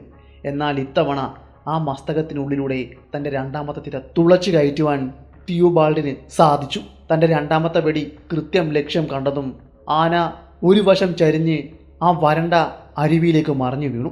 അവിടെ നിന്നും പതിയെ പുറകിലേക്ക് നിരങ്ങിപ്പോകുവാനും തുടങ്ങി. ചെറിയ ഒഴുക്ക് മാത്രമുള്ള ആ വരണ്ട അരുവിയിൽ ആനയുടെ മസ്തകത്തിൽ നിന്നും പുറത്തേക്ക് ഒഴുകിയെത്തിയ അവൻ്റെ രക്തവും കലർന്നിരുന്നു. രക്തം കലർന്ന ആ ചെറിയ അരുവി ഒഴുകി ദൂരേക്ക് അകന്നുപോയി. കൊല്ലകൾ മലനിരകളെ വിറപ്പിച്ച, ഗ്രാമങ്ങളെ ഭയത്തിൻ്റെ മുൾമുനയിലേക്ക് ആഴ്ത്തിയിരുന്ന ആ കൊമ്പനെ പറഞ്ഞയച്ചിരിക്കുന്നു. വനത്തിലെ ആദിവാസികൾക്ക് ആനകളെ ആകർഷിച്ച് വാരിക്കുഴികളിലേക്ക് വീഴ്ത്താൻ അറിയാവുന്ന മന്ത്രങ്ങൾ അറിയാമെന്ന് ഞാൻ കേട്ടിട്ടുണ്ട്. അതിലേതെങ്കിലും ഒരു മന്ത്രമായിരിക്കാം ബമ്മഗൗഡ ഇവിടെ പ്രയോഗിച്ചിരിക്കുന്നത്. എന്തായാലും അദ്ദേഹം എങ്ങനെയാണ് ഈ ആനയെ ഇവിടേക്ക് എത്തിച്ചതെന്ന് എനിക്കിപ്പോഴും അറിയില്ല. നമ്മുടെ ഇന്നത്തെ കഥ ഇവിടെ കൊണ്ട് അവസാനിക്കുകയാണ്. അവൻ വളരെ വേഗം തന്നെ തൻ്റെ സ്വപ്നത്തിൽ നിന്നും ചാടി എഴുന്നേറ്റു. ആകെ വിയർത്തിരിക്കുന്നു. വല്ലാതെ പരവേശപ്പെടുകയും ചെയ്യുന്നു. തൻ്റെ കട്ടിലിൽ നിന്നും എഴുന്നേറ്റ് മുറിയുടെ ഒരു കോണിൽ വെച്ചിരുന്ന മൺകലത്തിൽ നിന്നും വെള്ളവും എടുത്തുകൊണ്ട് തൻ്റെ ജനാലയ്ക്കരികിലേക്ക് പോയി പുറത്തേക്ക് നോക്കി. താൻ കണ്ട സ്വപ്നം അത് യാഥാർത്ഥ്യമല്ല എന്ന് ഉറപ്പുവരുത്തി. അപ്പോഴാണ് അയാൾക്ക് ശ്വാസം നേരെ വീണത്. ഒരു ദീർഘശ്വാസം എടുത്തുകൊണ്ട് അയാൾ കട്ടിലിലേക്കിരുന്നു. അതിനുശേഷം വളരെ വേഗം തന്നെ പുറത്തേക്ക് പോയി. അയാൾ ആ ഗ്രാമത്തിൻ്റെ തലവനാണ്. തൻ്റെ വീട്ടിൽ നിന്നും പുറത്തേക്ക് ഇറങ്ങിയപ്പോൾ തന്നെ അദ്ദേഹം തൻ്റെ അധികാരത്തിൻ്റെ ദണ്ഡെടുക്കുവാൻ മറന്നില്ല. പുറത്തേക്കിറങ്ങിയ അയാൾ കാലാവസ്ഥ ഒന്ന് നിരീക്ഷിച്ചു. പ്രകൃതി മാറുന്നതും ഇരുളുന്നതും അയാൾ കണ്ടു. ദുശകുനം എന്നതുപോലെ വനത്തിൽ നിന്നും മറ്റേതോ ഒരു മൃഗത്തിൻ്റെ തേങ്ങിക്കരച്ചിലും അപ്പോൾ അവിടെ ഉയർന്നു കേട്ടു. അതേ സമയം തന്നെയാണ് തന്നെ തഴികൊണ്ട് ഒരു ഇളം തണുത്ത കാറ്റ് കടന്നുപോയത്. ആ കാറ്റിൽ രക്തത്തിൻ്റെ ഗന്ധമുള്ളതുപോലെ അയാൾക്ക് തോന്നി. താൻ കണ്ട സ്വപ്നം സത്യമാകുന്നത് പോലെ, കടൽ പ്രക്ഷുബ്ധമാകുന്നത് പോലെ, തൻ്റെ മനസ്സും അസ്വസ്ഥമാകാൻ തുടങ്ങിയതുപോലെ അദ്ദേഹത്തിന് തോന്നി. പെട്ടെന്നായിരുന്നു അദ്ദേഹത്തെ വിറപ്പിച്ചുകൊണ്ട് തൻ്റെ ഗ്രാമത്തിലെ ഒരു കുടിലിൽ നിന്നും ഉച്ചത്തിലുള്ള നിലവിളി ഉയർന്നു കേട്ടത്. സംഭവം എന്താണെന്ന് അദ്ദേഹത്തിന് മനസ്സിലാക്കുവാൻ സാധിച്ചില്ല. അപ്പോഴേക്കും അദ്ദേഹത്തിൻ്റെ മനസ്സിലേക്ക് പല ചിന്തകളും കടന്നു വരിക കൂടി ചെയ്തു. തൻ്റെ സ്വപ്നം യാഥാർത്ഥ്യമാകാൻ പോകുകയാണെന്നും തൻ്റെ ഗ്രാമം നാശത്തിലേക്ക് പോകുകയാണെന്നുമുള്ള തോന്നൽ അദ്ദേഹത്തെ പിടികൂടി. വീണ്ടും വീണ്ടും ആ നിലവിളി അവിടെ ഉയർന്നു കേട്ടു. നിലവിളി കേട്ട ഭാഗത്തേക്ക് അയാൾ നടന്നു. അദ്ദേഹം അവിടെ എത്തിയപ്പോൾ കണ്ട കാഴ്ച ഗ്രാമത്തിലെ ഒരു കുടിൽ നിന്ന് കത്തുന്ന കാഴ്ചയായിരുന്നു. എന്താണോ തൻ്റെ സ്വപ്നത്തിൽ താൻ കണ്ടത് അതിനെ ഏകദേശം സാമ്യമുള്ളത് തന്നെയായിരുന്നു തൻ്റെ കൺമുന്നിൽ അപ്പോൾ അവിടെ കണ്ടത്. അവിടുത്തെ ആളുകൾ മണ്ണും വെള്ളവും പച്ചവൃക്ഷത്തിൻ്റെ ഇലകളും കൊണ്ട് അതിനെ അടിച്ച് കെടുത്തുവാൻ നോക്കിക്കൊണ്ടിരിക്കുന്നു. കുറച്ച് സമയത്തിന് ശേഷം ആ കുടിൽ നിലംപരിശായി. ഭാഗ്യത്തിന് ആളപായം ഒന്നും തന്നെ ഉണ്ടായില്ല. ഈ കാഴ്ചകൾ അത്രയും സൂചിപ്പിക്കുന്നത് ഗ്രാമത്തിൻ്റെ നാശമാണെന്ന് അയാൾ പറഞ്ഞു. വരാൻ പോകുന്ന എന്തോ വലിയൊരു ദുരന്തത്തെ തൻ്റെ തേവർ തനിക്ക് മുന്നിൽ കാണിച്ചു തരുന്നതാണെന്നൊരു തോന്നൽ അദ്ദേഹത്തിന് ഉണ്ടായി. ഇനിയും എന്തോ ഒരു വലിയ ദുരന്തം തങ്ങളുടെ ഗ്രാമത്തെ കാർന്നു തിന്നാൻ പോകുകയാണ്. ഊരിലെ അരക്ഷിതാവസ്ഥ, പട്ടിണി, ചോര, കത്തിയമരുന്ന കുടിലുകൾ, അവിടെ ഉയരുന്ന നിലവിളികൾ, അവിടുത്തെ കുരുന്നുകളുടെ തോരാത്ത കണ്ണുനീർ, വേർപിരിയലുകൾ, ഇതെല്ലാമായിരുന്നു താൻ കണ്ട സ്വപ്നത്തിലുണ്ടായിരുന്നത്. ആഴ്ചകളോളം ആ സ്വപ്നം അദ്ദേഹത്തെ വേട്ടയാടുക കൂടി ചെയ്തു. അങ്ങനെ ആഴ്ചകളും മാസങ്ങളും കടന്നുപോയി. താൻ കണ്ടത് വെറുമൊരു സ്വപ്നമാണെന്ന യാഥാർത്ഥ്യത്തിലേക്ക് അയാൾ അപ്പോഴേക്കും എത്തിക്കഴിഞ്ഞിരുന്നു. അങ്ങനെ അദ്ദേഹത്തിൻ്റെ വേവലാതികളും ദുഃഖങ്ങളുമെല്ലാം അകറ്റി നിർത്തി സന്തോഷത്തിലേക്കുള്ള നാളുകളിലേക്ക് കടന്നു വന്ന സമയമാണ് അവരുടെ ഗ്രാമത്തിൽ അതരങ്ങേറിയത്. സിദ്ധാപുരയിൽ നിന്നും വിറയിലപുരയിലേക്ക് ഒരു സംഘം ആളുകൾ പോയിരുന്നു. ഹുണ്ടല്ലൂർ എന്ന ഈ ഗ്രാമത്തിൽ നിന്നും കുറച്ചകലെയായാണ് ഒരു പാത കടന്നു പോകുന്നത്. ആ പാതയുടെ ഇരുവശവും വനമാണ്. ആ പാതയിൽ നിന്നും ഒരു ചെറിയ വ്യതിചലനം നടത്തിയാണ് ഹുണ്ടല്ലൂർ എന്ന ഈ ചെറിയ ഗ്രാമത്തിലേക്ക് എത്തിച്ചേരുന്നത്. അത്യാവശ്യം ഒരു കാളവണ്ടിക്ക് സഞ്ചരിക്കുവാൻ പാകത്തിലുള്ള വീതിയെല്ലാം ആ ഗ്രാമത്തിലേക്ക് വരുന്ന പാതയ്ക്കുണ്ട്. ആഴ്ചകളിൽ ഒരിക്കൽ കാളവണ്ടിയോ മറ്റ് സാധനങ്ങളുമായി മറ്റ് ഗ്രാമങ്ങളിൽ നിന്നും ആളുകളോ ഇവിടേക്ക് എത്താറുമുണ്ട്. കൃഷിയും കന്നുകാലി വളർത്തലുമെല്ലാമാണ് ഈ ഗ്രാമത്തിലെ ആളുകളുടെ തൊഴിൽ. ഗ്രാമങ്ങളെല്ലാം പിന്തള്ളി കല്ലും മണ്ണും നിറഞ്ഞ ആ വനപാതയിലൂടെ അവർ സഞ്ചരിച്ചു വന്നു. പല ഭാഗങ്ങളിൽ വെച്ചും പല വനഭാഗങ്ങളെയും തൊട്ടുകൊണ്ടാണ് കടന്നു പോകുന്നത്. അപ്പോഴൊന്നും ഇങ്ങനെയൊരവസ്ഥ അവർക്കുണ്ടായിട്ടില്ല. വനത്തിലൂടെയും വനത്തിൻ്റെ അതിലൂടെയും പങ്കിട്ടു പോകുന്ന വഴിയാണെങ്കിലും പല വന്യജീവികളെ കാണുവാൻ കഴിയുമെങ്കിലും അവയൊന്നും അവരെ ആ സമയം ഉപദ്രവിച്ചിട്ടില്ല. എന്നാൽ ഈ പ്രദേശത്തെത്തിയപ്പോൾ അവർക്ക് മറ്റൊരനുഭവമായിരുന്നു ഉണ്ടായിരുന്നത്. അവർ 8 പേരും എന്തെല്ലാമൊക്കെയോ സംസാരിച്ച് അവരുടെ ഭാണ്ഡക്കെട്ടുകൾ തോളിൽ തൂക്കിക്കൊണ്ട് മണ്ണും കല്ലും നിറഞ്ഞ ആ പാതയിലൂടെ നടന്ന് മുന്നിലേക്ക് നീങ്ങി. അതിമനോഹരമായ വനം, പ്രകൃതി ഭംഗികൾ ആവോളം ആസ്വദിച്ചുകൊണ്ട് അങ്ങനെ അവർ മുന്നിലേക്ക് നടന്നു ചെന്ന സമയമാണ് അവർക്ക് മുന്നിലേക്ക് വനമിറങ്ങി സാമാന്യം വലിപ്പമുള്ള ഒരാന പ്രത്യക്ഷപ്പെട്ടത്. എന്നാൽ അവന് കൊമ്പുണ്ടായിരുന്നില്ല. കൊമ്പില്ലാത്തത് കൊണ്ട് തന്നെ അതൊരു പിടിയാനയായിരിക്കുമെന്ന നിഗമനത്തിൽ അവർ എത്തിച്ചേർന്നു. അവർക്ക് മുന്നിലെത്തിയ ആന അനങ്ങാതെ നിശ്ചലനായി ആ വഴിയിൽ അവർക്ക് തടസ്സം തീർത്തുകൊണ്ട് നിന്നു. അവരിൽ നിന്നും ഏകദേശം കഷ്ടിച്ച് 50-60 അടി അകലെയാണ് ഇപ്പോൾ ആന നിൽക്കുന്നത്. അവരെ രൂക്ഷമായി നോക്കുന്നുമുണ്ട്. ആനയെ ശല്യം ചെയ്യാതെ ഓടിക്കാതെ ആന വഴിമാറി പോകുന്നത് നോക്കി അവർ അവിടെ തന്നെ അങ്ങനെ നിന്നു. എന്നാൽ കുറച്ച് സമയം കഴിഞ്ഞപ്പോഴേക്കും ആനയുടെ സ്വഭാവത്തിലുണ്ടായ മാറ്റം അവർ ശ്രദ്ധിച്ചു. അവൻ വല്ലാതെ അസ്വസ്ഥനാകാനും അവർക്ക് നേരെ ചാർജ് ചെയ്ത് ഓടി വരുവാനും തുടങ്ങിയ സമയം 8 പേരും 4 ദിശയിലേക്ക് ചിതറിയോടി. പലരും തങ്ങളുടെ കൈവശം ഉണ്ടായിരുന്ന പാണ്ടക്കെട്ടുകൾ ഉപേക്ഷിച്ചുകൊണ്ടാണ് ഓടിയകന്നത്. അങ്ങനെ ഒരാൾ ഓടിയത് നമ്മൾ മുന്നേ പറഞ്ഞ ഹുണ്ടല്ലൂർ എന്ന ഗ്രാമത്തിലേക്ക് പോകുന്ന ഒരു പാതയുണ്ട് എന്ന് പറഞ്ഞില്ലേ, ആ പാതയിലൂടെ നേരെ ഹുണ്ടല്ലൂർ ഗ്രാമത്തിലേക്കായിരുന്നു. നിർഭാഗ്യം അയാളെ പിന്തുടർന്നു. ആന അയാൾക്ക് പിന്നാലെ വിടാതെ പിന്തുടർന്നോടി. ഗ്രാമത്തിന്റെ കവാടം എത്താറായപ്പോഴേക്കും അയാൾ ആ വഴിയിലേക്ക് മറിഞ്ഞു വീണു. ഉരുണ്ടുരുണ്ട് അവിടെ വീണ് കിടന്നു. അങ്ങനെ വീണ് കിടന്ന അയാളുടെ കാലിലേക്ക് ആന തുമ്പിക്കൈ കൊണ്ട് ചുറ്റിപ്പിടിക്കുകയും അയാളെ വലിച്ച് ഗ്രാമത്തിനുള്ളിലേക്ക് എറിയുകയും ചെയ്തു. അയാൾ വന്നു വീണത് ഗ്രാമത്തിലെ ഒരു കുടിലിന്റെ മുകളിലേക്കായിരുന്നു. കുടില് തകർന്ന് താഴേക്ക് വീഴുകയും അനക്കമില്ലാതെ അയാൾ അവിടെ കിടക്കുകയും ചെയ്തു.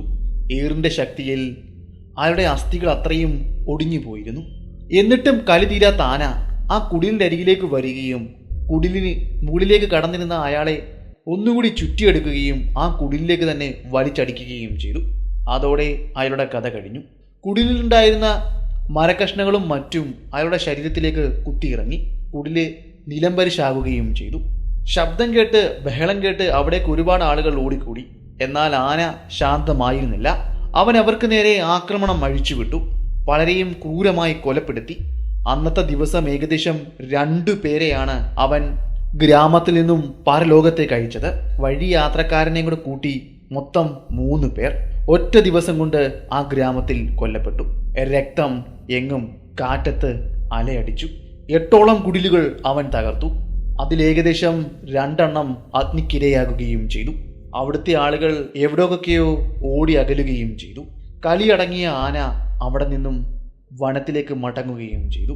അടുത്തുണ്ടായിരുന്ന വനത്തിലേക്ക് ഔഷധ സസ്യങ്ങൾ ശേഖരിക്കുവാൻ വേണ്ടി പോയ വികാർഗഡി നിലവിളികൾ കേട്ട് അവിടേക്ക് തിരിച്ചു വന്നപ്പോഴേക്കും എല്ലാം കഴിഞ്ഞിരുന്നു. അയാൾ തൻ്റെ സ്വപ്നത്തിൽ കണ്ടതുപോലെ തന്നെ രക്തത്തിൻ്റെ മണമുള്ള കാറ്റ് അപ്പോൾ അവിടെ വീശിയടിക്കുന്നുണ്ടായിരുന്നു. കത്തി അമരുന്ന കുടിലുകൾ, നിലവിളികൾ, അരക്ഷിതാവസ്ഥ, കുരുന്നുകളുടെ തേങ്ങലുകൾ എല്ലാം അയാൾക്ക് അവിടെ കാണുവാൻ സാധിച്ചു. അതെ, താൻ അന്ന് കണ്ട ആ സ്വപ്നം അത് തൻ്റെ മുന്നിൽ ഇപ്പോൾ യാഥാർത്ഥ്യമായിരിക്കുന്നു. ഇനി എന്തെല്ലാമാണോ നടക്കാൻ പോകുന്നത്? അദ്ദേഹം തൻ്റെ തലയിൽ കൈവച്ച് നിലത്ത് കുത്തിയിരുന്നു. നമ്മൾ ഇന്ന് പറയുവാൻ പോകുന്നത് ബ്രഹ്മഗിരി വനത്തിനരികിൽ സ്ഥിതി ചെയ്ത ഗുണ്ടല്ലൂർ എന്ന ഗ്രാമത്തിലുണ്ടായ ഒരു മോഴയാനയുടെ ആക്രമണ പരമ്പരയുടെ കഥയാണ്. അവനെ കൊന്ന PM വർക്കിയുടെ ഒരു വേട്ടക്കഥയാണ് നമ്മൾ ഇന്ന് പറയുവാൻ പോകുന്നത്. ഗ്രാമത്തിലേക്ക് ആന ഇറങ്ങുന്നതിന് മുന്നേ, കൃത്യമായി പറഞ്ഞാൽ ഒരു ദിവസങ്ങൾക്ക് മുന്നേ, ഗ്രാമത്തിൽ നിന്നും 2 പേർ ഭീലപൂർ എന്ന മറ്റൊരു ഗ്രാമത്തിലേക്ക് പോയിരുന്നു. കച്ചവട ആവശ്യങ്ങൾക്ക് വേണ്ടിയായിരുന്നു അവർ അവിടേക്ക് പോയത്. പിന്നെ മറ്റു ചില സാധനങ്ങൾ അവർക്ക് അവിടെ നിന്ന് വാങ്ങുവാനും കുറച്ച് തൊഴിലാളികളെ കണ്ടെത്തുവാനും ഉണ്ടായിരുന്നു. അങ്ങനെ അതെല്ലാം അവർ അവിടെ ശരിയാക്കിയതിനു ശേഷം ഒരു ദിവസങ്ങൾക്കിപ്പുറം അവർ ഇവിടേക്ക് മടങ്ങിയെത്തി. അതായത് ഇവിടെ ആന ഇറങ്ങിയ പിറ്റേ ദിവസം അവർ ഗ്രാമത്തിലേക്ക് വരികയായിരുന്നു. നമ്മൾ മുന്നേ പറഞ്ഞ ആ പ്രധാന പാത വഴി കടന്നുകൊണ്ട് അവർ ഗ്രാമത്തിലേക്ക് കടക്കുന്ന ആ കാളവണ്ടി പാതയിലേക്ക് പ്രവേശിച്ചു. അങ്ങനെ ഗ്രാമം ലക്ഷ്യമാക്കി അവർ നടന്നു വരുന്ന വഴിയിൽ അവർക്ക് എവിടെ നിന്നോ ആനയുടെ ചൂര് വല്ലാതെ അനുഭവിക്കുവാൻ കഴിഞ്ഞു. അതിലവർക്ക് ഭയം നല്ല പോലെ തോന്നിയിരിക്കണം. അവർ ചുറ്റുപാടും അവരുടെ കണ്ണുകളാൽ ആനയെ തേടി. എന്നാൽ അവർക്ക് അവരുടെ അരികിലോ ദൂരെയോ ആനയെ കാണുവാൻ സാധിക്കുന്നുണ്ടായിരുന്നില്ല. അവരിപ്പോൾ നടന്നു പോകുന്ന പാത ഒരു വലിയ വളവ് തിരിഞ്ഞ് വീണ്ടും മുന്നോട്ട് പോയി കുത്തനെയുള്ള ഒരു ഇറക്കമിറങ്ങിയാണ് ഗ്രാമത്തിലേക്ക് കടന്നു പോകുന്നത്. അങ്ങനെ അവർ ആ വളവ് കൊടുന്നതിനെ തിരിഞ്ഞതും വളവിന്റെ മറവിൽ മരങ്ങൾക്കിടയിൽ പതുങ്ങിയിരുന്ന ആന അത് ഉപേക്ഷിച്ച് വഴിയിലേക്ക് കടന്നു നിന്നു. ആ രൂപം അവർ കൃത്യമായി തന്നെ കണ്ടു. അത് ഞങ്ങളോട് വന്ന് പറയുകയും ചെയ്തു. കൊമ്പില്ലാത്ത ഒരു ആനയുടെ രൂപസാദൃശ്യമുള്ള ഒരുവൻ. അതിലൊരാൾക്ക് കാര്യം മനസ്സിലായി. ഇതൊരു മോഴയാനയാണ്, പിടിയാനയല്ല. അവൻ തൻ്റെ തുമ്പിക്കൈ മുകളിലേക്ക് ഉയർത്തി തല കുലുക്കി ദേഹമാസകനം ഒന്ന് കുലുക്കി ഉറക്കെ ചിഹ്നം വിളിച്ചു. അപകടകരമായ നിമിഷം. അവർക്ക് മരണം മുന്നിൽ കണ്ട നിമിഷങ്ങളായിരുന്നു അത്. അപകടം മനസ്സിലാക്കിയ അവർ രണ്ടു വഴിക്കായി പിരിഞ്ഞൂടി. അതിലൊരാളുടെ പുറകെ ആന കുറച്ചു ദൂരം മൂടിയെങ്കിലും അയാളെ പിന്നീട് അവനെ കീഴ്പ്പെടുത്തുവാനാകാതെ അവിടെ നിന്നും മടങ്ങി വനങ്ങൾക്കുള്ളിലേക്ക് പോകുകയായിരുന്നു. ഏകദേശം ഉച്ച കഴിഞ്ഞ് വൈകുന്നേരമായപ്പോഴേക്കും അവർ ഇരുവരും ഗ്രാമത്തിലേക്ക് തിരികെ എത്തി. ആദ്യം ഒരാളായിരുന്നു വന്നിരുന്നത്. മറ്റേയാളെ കാണാനില്ലെന്നും ആന അവനെ പിന്തുടർന്നു പോകുന്നത് കണ്ടു എന്നുമെല്ലാം അയാൾ പറഞ്ഞു. അവിടുത്തെ ആളുകൾ അത് കേട്ടതോടെ ആശയക്കുഴപ്പത്തിലായി. അവന്റെ ബന്ധുക്കൾ അവിടേക്ക് നിലവിളിച്ചുകൊണ്ട് ഓടിയെത്തി. എൻ്റെ മകൻ, എൻ്റെ ഭർത്താവ്, അച്ഛ എന്നൊക്കെയായിരുന്നു അവിടെ ഉയർന്ന വിളികൾ. 1 മണിക്കൂറുകൾക്ക് ശേഷം അവനും തിരികെ ഗ്രാമത്തിലേക്ക് എത്തി. അവനാകെ ക്ഷീണിച്ചിരുന്നു. അവന്റെ ദേഹം മുഴുവൻ മുറിവുകളായിരുന്നു. കമ്പുകൾ ശരീരത്തിൽ കൊണ്ടുകയറിയതിൻ്റെയും കാലുകളിൽ കല്ല് തറച്ചതിൻ്റെയും എല്ലാം പാടുകളും മുറിവുകളും എല്ലാം ഉണ്ടായിരുന്നു. ശരീരത്തിൽ നിന്നും അവിടെ നിന്നും ഇവിടെ നിന്നുമെല്ലാം രക്തം ഒലിക്കുന്നുമുണ്ടായിരുന്നു. അവന് വേണ്ട പ്രാഥമിക ചികിത്സകളെല്ലാം അവിടുത്തെ ഗ്രാമീണർ അവനേകി. അവനോട് കാര്യം ചോദിച്ചു. അവൻ പറഞ്ഞു, നീ ആനയെ കണ്ടുപോകും, അതൊരു പിടിയാനെ ആയിരുന്നില്ലേ? അവൻ പറഞ്ഞു, അതൊരു പിടിയാനയല്ല, നിങ്ങൾക്ക് തെറ്റി, അതൊരു മോഴയാനയാണ്. ആണാന തന്നെയാണ്, എന്നാൽ അവന് കൊമ്പില്ലെന്ന് മാത്രമാണ്. എന്നാൽ ആണാനയേക്കാൾ ശൗര്യവും ബലവും ഇവന് കൂടുതലുമാണ്. അപകടകാരിയാണ്. ഇനിയും ഒറ്റയ്ക്കോ പറ്റമായോ ഗ്രാമത്തിനരികിലുള്ള അവിടെ കാര്യം ഇറങ്ങരുത്. അവൻ ആ പരിസരത്ത് തന്നെ ഉണ്ട്. അവൻ ഏത് നിമിഷവും ഗ്രാമത്തിലേക്ക് കടന്നു വരാം. നമ്മൾ ആരും ഇവിടെ സുരക്ഷിതരല്ല. ഗ്രാമത്തലവൻ എന്ത് പറയണമെന്നറിയാതെ അവനെ ആശ്വസിപ്പിച്ച ശേഷം അയാൾ തിരികെ കുടിലിലേക്ക് പോയി. പിന്നെ അവിടെ നിന്നും മറ്റൊരു ഗ്രാമത്തിലേക്ക് മറ്റാരെയോ കാണാനെന്ന നിലയിൽ അയാൾ പോകുകയും ചെയ്തു. 1 ദിവസങ്ങൾക്കപ്പുറം അയാൾ വളരെ സന്തോഷത്തോടെയാണ് ഗ്രാമത്തിലേക്ക് തിരികെ എത്തിയത്.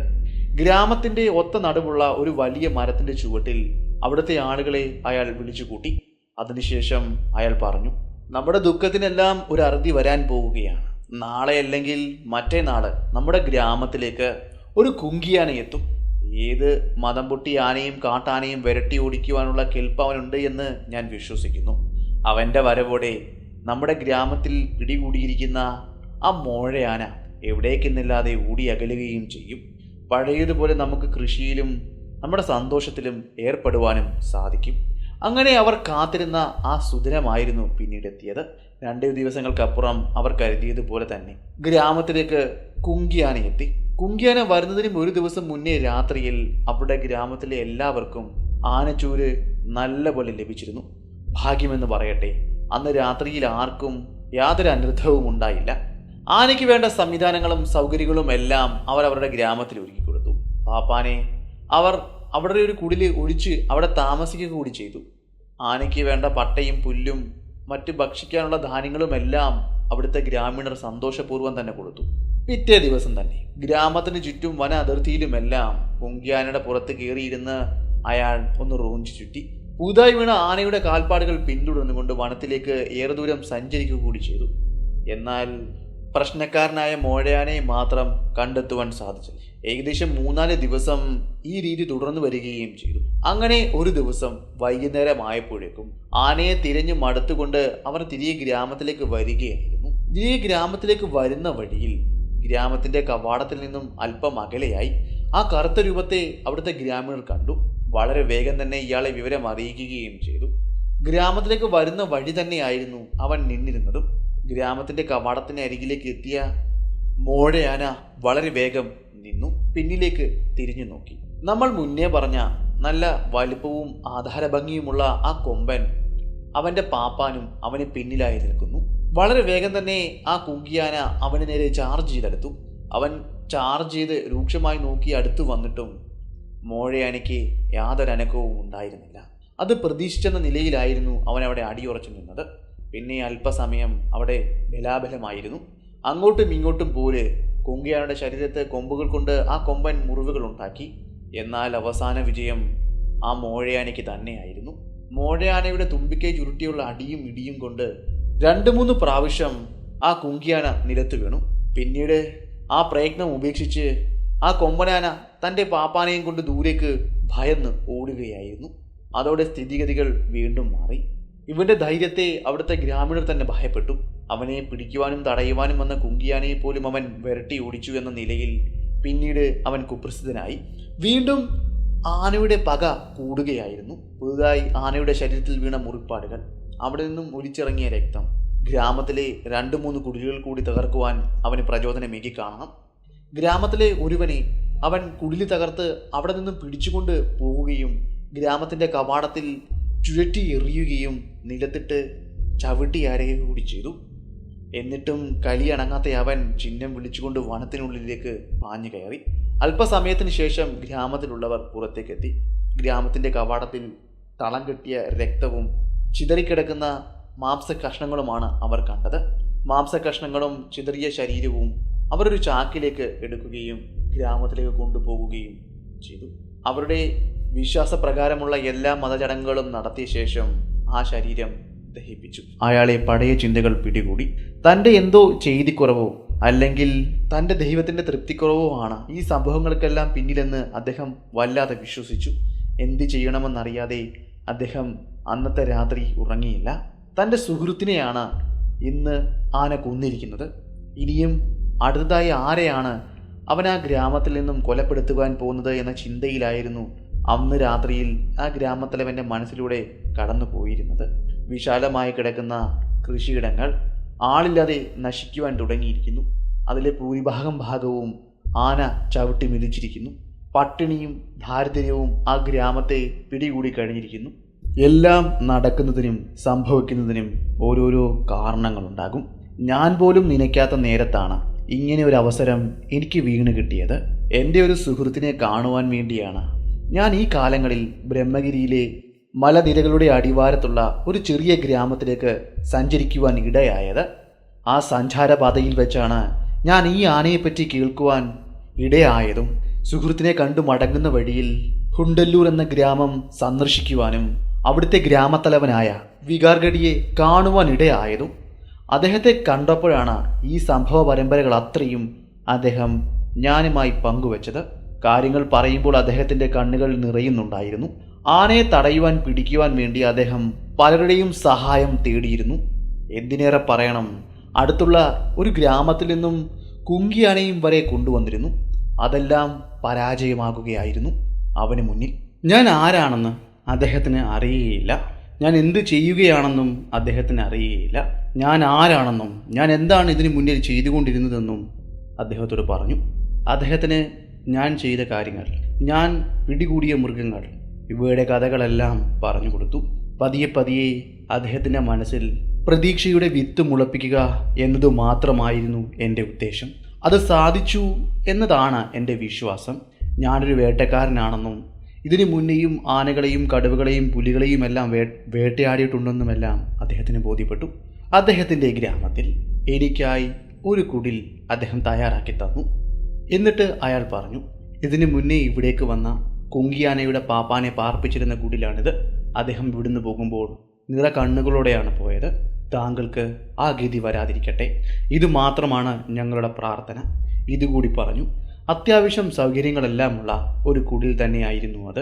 ഇവിടെ നിന്നും ഒരുപാട് അകലെയല്ലാതെ ഒരു ചെറിയ നദിയും ഒഴുകുന്നുണ്ട്.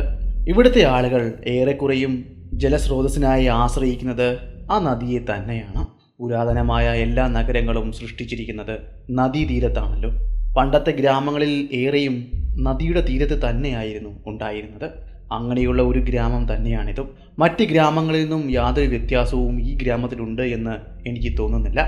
ഗ്രാമത്തിലെ മിക്ക ആളുകളെയും ഞാൻ കണ്ടു. അവരുടെ അഭിപ്രായങ്ങളെല്ലാം ഞാൻ ചോദിച്ചു മനസ്സിലാക്കുകയും ചെയ്തു. അവർ പറഞ്ഞ വിവരങ്ങളെല്ലാം ഞാൻ ശേഖരിച്ചു. അതിൽ നിന്നും എനിക്ക് മനസ്സിലാക്കുവാൻ സാധിച്ചത് ഏകദേശം 2 തവണ മാത്രമാണ് ആന ഗ്രാമത്തിലേക്ക് വന്നിട്ടുള്ളത്. ആദ്യ തവണ ഒരുത്തിനെ പിന്തുടർന്നും, രണ്ടാമത്തെ തവണ നേരിട്ടും. അല്ലാതെ യാതൊരു ആക്രമണവും ഗ്രാമത്തിലോ ഗ്രാമീണർക്ക് നേരെയോ ഉണ്ടായിട്ടില്ല. പിന്നെ ഉണ്ടായിരിക്കുന്നത് നമ്മൾ മുന്നേ പറഞ്ഞ പ്രധാന വഴി കടന്നു പോകുന്നവർക്ക് നേരെയാണ്. അവിടെ വെച്ച് ഏകദേശം ഇതിനോടകം 4 പേരെ അവൻ്റെ ഇരയാക്കി. അതിലൊരു കാളവണ്ടിക്കാരനും പെടും. ഈ മോഴയാനയുടെ ആക്രമണത്തിന് സമയപരിധി ഒന്നും തന്നെ ഉണ്ടായിരുന്നില്ല. അതുകൊണ്ട് തന്നെ രാത്രിയെന്നോ പകലെന്നോ ഇല്ലാതെ അതുവഴി യാത്ര ചെയ്യുവാൻ എല്ലാവരും ഭയപ്പെട്ടു. ഞാൻ മുന്നേ പറഞ്ഞതുപോലെ കടുവകൾ ഗ്രാമത്തിലേക്ക് ഇറങ്ങുന്നത് ഒന്നെങ്കിൽ വെളുപ്പിനെ ആയിരിക്കാം, അല്ലെങ്കിൽ സന്ധ്യ മയങ്ങിയതിന് ശേഷമായിരിക്കാം. അതിനാൽ പകൽ സമയത്തോ ഉച്ച സമയത്തോ അതുവഴി സഞ്ചരിക്കുവാൻ ആളുകൾ ഭയപ്പെടുന്നില്ല. എന്നാൽ ആനകൾ അങ്ങനെയല്ല. അവർ ഏത് സമയത്തും എവിടെയും പ്രത്യക്ഷപ്പെടാം. അവരുടെ വികാരം പോലെ ആക്രമണം അഴിച്ചുവിട്ടേക്കാം. ഇവൻ്റെ ഭാഗത്തു നിന്നും ഉണ്ടാകുന്നതും അങ്ങനെയുള്ള ആക്രമണങ്ങളാണ്. അവിടുത്തെ ആളുകൾ പറഞ്ഞ് ഒരു കാര്യം കൂടി എനിക്ക് ബോധ്യപ്പെട്ടു. അവൻ നേരിട്ട് ആരെയും ചവിട്ടി മെതിച്ചിട്ടില്ല. അവൻ മരണത്തെ ആസ്വദിക്കുകയാണ്. ആദ്യം അവൻ്റെ കയ്യിൽ കിട്ടുന്ന ഇരയെ ചുഴറ്റിയെടുത്ത് നിലത്തടിക്കുകയോ വലിച്ചെറിയുകയോ ചെയ്യും. അതിനുശേഷം വലിച്ചിഴച്ച് ചവിട്ടി അരയ്ക്കുകയാണ് ചെയ്യുക. അതായത് ഒരുവൻ ജീവൻ പോകുമ്പോൾ അല്ലെങ്കിൽ ജീവൻ നഷ്ടപ്പെടുമ്പോഴുള്ള പിടച്ചിലും അലർച്ചയും അവൻ ആവോളം ആസ്വദിക്കുന്നുണ്ട്. മറ്റുള്ളവർക്ക് കണ്ടു നിൽക്കുവാൻ കഴിയുന്നതിനും അപ്പുറത്താണ് ആ ക്രൂരതയെന്നും അവൻ പറഞ്ഞു. അത് പറയുമ്പോൾ അവരുടെ കണ്ണുകൾ നിറയുന്നുണ്ടായിരുന്നു. കാരണം അവിടുത്തെ പലർക്കും അവരുടെ ഉറ്റവരെ നഷ്ടപ്പെട്ടവരാണ്. ഇതൊന്നുമല്ല, ഇതിലും സങ്കടപ്പെടുത്തുന്ന ഒരു സംഭവം കൂടി അവിടെ അരങ്ങേറിയിട്ടുണ്ട്. ഈ ഗ്രാമത്തിലെ ആളല്ല എങ്കിൽ പോലും അത് ഈ ഗ്രാമീണരെയും വല്ലാതെ വിഷമത്തിലാഴ്ത്തിയ കാര്യമാണ്. ഒരു കുഞ്ഞും അമ്മയും വനത്തിനരികിലൂടെയുള്ള ആ പ്രധാന പാത വഴി അടുത്തുള്ള ഗ്രാമത്തിലേക്ക് പോകുകയായിരുന്നു. നനയ്ക്കാത്ത സമയത്ത് അവർക്ക് പിന്നിൽ ഈ ആന പ്രത്യക്ഷപ്പെട്ടു. ആനയുടെ ചൂരു മനസ്സിലാക്കിയ ആ മാതാവ് തൻ്റെ മകനെ എടുത്തുകൊണ്ട് ആ വഴി ദൂരേക്ക് ഓടി. ഏറെ ദൂരം ആന ആ അമ്മയെ പിന്തുടർന്നു. വഴിയിൽ വെച്ച് ക്ഷീണിച്ച് തളർന്ന് ആ അമ്മ റോഡിലേക്ക് വീണു. അവളുടെ കയ്യിൽ നിന്നും തൻ്റെ മകൻ തെറിച്ച് ദൂരേക്കും. തൻ്റെ കയ്യിൽ നിന്നും ദൂരേക്ക് തെറിച്ചു വീണ മകൻ്റെ അരികിലേക്ക് അമ്മ ഓടിയെത്തിയതും ആന അരികിലെത്തിയതും ഒരുമിച്ചായിരുന്നു. ആ സ്ത്രീയുടെ കാലിലേക്ക് ആന തൻ്റെ തുമ്പിക്കൈ ചുറ്റുകയും വലിച്ചെറിയുകയും ചെയ്തു. ആനയുടെ പുറകിലൂടെ ദൂരേക്ക് അവൾ തെറിച്ചു വീണു. റോഡിലേക്ക് വന്നു വീണ അവൾ റോഡിനരികിലെ പുല്ലുകളിലേക്ക് ഉരുണ്ട് പോയി. കാലുകൾക്ക് സാരമായ പരിക്ക് പറ്റി അവൾ ഇഴഞ്ഞ് റോഡിന് മുകളിലേക്ക് കയറുവാൻ ശ്രമിച്ചു. അപ്പോഴാണ് ആ കാഴ്ച അവൾ കണ്ടത്. വീഴ്ചയിൽ നിന്നും എണ്ണീറ്റ് വന്ന തൻ്റെ മകനെ ആന തുമ്പിക്കൈ കൊണ്ട് ചുറ്റിയെടുത്തിരിക്കുന്നു. അതിനുശേഷം മുകളിലേക്ക് വലിച്ചെറിഞ്ഞു. നിലത്തേക്ക് വീണ അവനെ അവൻ്റെ ബലിഷ്ഠമായ മുൻകാലുകൾ കൊണ്ട് റോഡിന് നടുവിലേക്ക് ചവിട്ടി അമർത്തി. എല്ലുകളും തലയോടുകളും പൊട്ടുന്ന ശബ്ദം, രക്തവും നിലവിളിയും അലറി വിളിക്കുന്ന ശബ്ദം. ആ സ്ത്രീയുടെ ബോധം അതോടെ മങ്ങുകയും പോകുകയും ചെയ്തു. പിന്നീട് വഴിയാത്രക്കാരായ ആരോ ആണ് ആ സ്ത്രീയെ ഞങ്ങളുടെ ഈ ഗ്രാമത്തിലേക്ക് കൊണ്ടുവന്നത്. അവർക്ക് ബോധം വീണപ്പോൾ അവർ ഉച്ചത്തിൽ കരയുകയും നിലവിളിക്കുകയും ചെയ്യുന്നുണ്ടായിരുന്നു. അവർക്കൊപ്പം ഒരു വെളുത്ത വസ്ത്രത്തിൽ പൊതിഞ്ഞുകൊണ്ട് അവരുടെ കുഞ്ഞിൻ്റെ ചിന്നിച്ചിതറി അരഞ്ഞുപോയ ശരീരവും അവർ ഇവിടെ ഏൽപ്പിച്ചിരുന്നു. വേണ്ട കർമ്മങ്ങളെല്ലാം ചെയ്ത് ഞങ്ങളുടെ ഈ ഗ്രാമത്തിൻ്റെ അരികിൽ തന്നെയാണ് ആ കുഞ്ഞിനെയും ഞങ്ങൾ അടക്കം ചെയ്തത്. അത് പറയുമ്പോൾ അവരുടെ ചുണ്ടുകൾ വിതമുന്നുണ്ടായിരുന്നു, കണ്ണുകൾ നിറയുന്നുണ്ടായിരുന്നു. നിങ്ങൾക്ക് ആ സ്ത്രീയെ കാണണോ എന്നും ചോദിച്ചു. ഞാൻ ആശയക്കുഴപ്പത്തിലായി. കാണുവാനോ കാണാതിരിക്കുവാനോ എനിക്ക് കഴിയുന്നുണ്ടായിരുന്നില്ല. അങ്ങനെ ആ സ്ത്രീയുടെ അരികിലേക്ക് എന്നെ അവർ കൂട്ടിക്കൊണ്ടുപോയി. ഗ്രാമത്തിലെ ഒരൊഴിഞ്ഞ കുടിലിൽ അവർ താമസിക്കുകയാണ്. അവർ പുറത്തേക്ക് ഇറങ്ങുവാൻ പോലും ഭയപ്പെടുന്നു. ഇരുട്ടിനെ മാത്രം ആശ്രയിച്ചുകൊണ്ട് ആ കുടിലിനുള്ളിൽ അവർ താമസിക്കുന്നു. അവർക്ക് വേണ്ട ആഹാരവും മറ്റും ആ ഗ്രാമത്തിലെ ആളുകൾ തന്നെയാണ് കൊടുക്കുന്നത്. മാനസികാവസ്ഥ തെറ്റിയ നിലയിലാണ് അവർ ആ കുടിലിൽ താമസിച്ചിരുന്നത്. വെളിച്ചം അവരെ ഭയത്തിലേക്ക് ആഴ്ത്തുന്നു. അവരുടെ കുഞ്ഞിന് വേണ്ടി അവർ ഉച്ചത്തിൽ നിലവിളിക്കുന്നു. ഇത് മാത്രമായിരുന്നു ആ കുടിലിനരികിലെത്തിയ എനിക്ക് കേൾക്കുവാൻ കഴിഞ്ഞത്. ഹൃദയഭേദകമായ കാഴ്ചകൾ അതെന്നെ വല്ലാതെ സ്വാധീനിച്ചു. ഇവിടെ സംഭവിച്ച കഥകളിൽ ഏറ്റവും സങ്കടകരവും ദുഃഖകരവുമായ സംഭവം ഇതായിരുന്നു. ഈ കുഞ്ഞിൻ്റെ അഭാവം. മാതാവിൻ്റെ വിരഹദുഃഖം ഇത് താങ്ങുവാൻ കഴിയുന്നതിനും അപ്പുറമായിരുന്നു. ആശങ്കകളും മനസ്സിലെ ഭാരവും പേറിക്കൊണ്ട് ഞാൻ പതിയെ എനിക്കായി അവർ നൽകിയ കുടിലിലേക്ക് നടന്നു. വിഷമത്തോടെ തന്നെ കുടിലിൻ്റെ വാതിൽ തുറന്നു. പതിയെ വാതിലുകൾ അടച്ചു. എനിക്കായി ഒരുക്കിയ ആ കട്ടിലിലേക്ക് ഇരുന്നു. എൻ്റെ കണ്ണുകൾ നിറഞ്ഞു തുളുമ്പുന്നതായി എനിക്ക് തോന്നി. കാഴ്ചകൾ മങ്ങുന്നതായി. ഞാൻ പതിയെ കണ്ണു തുടച്ചു. പതിയെ ആ കട്ടിലിലേക്ക് മലർന്നു കിടന്നു. അവനെ പിടിക്കുവാൻ വേണ്ട കാര്യങ്ങൾ ചെയ്യണമെന്ന് തീർച്ചപ്പെടുത്തി. അവനൊരു മോഴയാനയാണ്. ഞാൻ ഇതുവരെ അവനെ കണ്ടിട്ടില്ല. മോഴയാനയെപ്പറ്റി പറയുന്നത് ഞാൻ കേട്ടിട്ടുണ്ട്. ഇതുവരെയും ഞാൻ കണ്ടിട്ടില്ല. ആളുകൾ പറയുന്നത് പ്രകാരം 5 കൊമ്പന്മാരുടെ ബലം അവനുണ്ട് എന്നാണ് പറയുന്നത്. മോഴയാനകൾ ഒരിക്കലും നിങ്ങൾ കരുതുന്നത് പോലെ ആണോ പെണ്ണും ചേർന്ന ഒന്നല്ല. അവ ആണാനകൾ തന്നെയാണ്. പ്രകൃതിയുടെ ഒരു കരവിരുത് തന്നെയാണ് അവനും. വേട്ടക്കാർ ധാരാളമായി ഉള്ള നാടാണ് നമ്മുടേത്.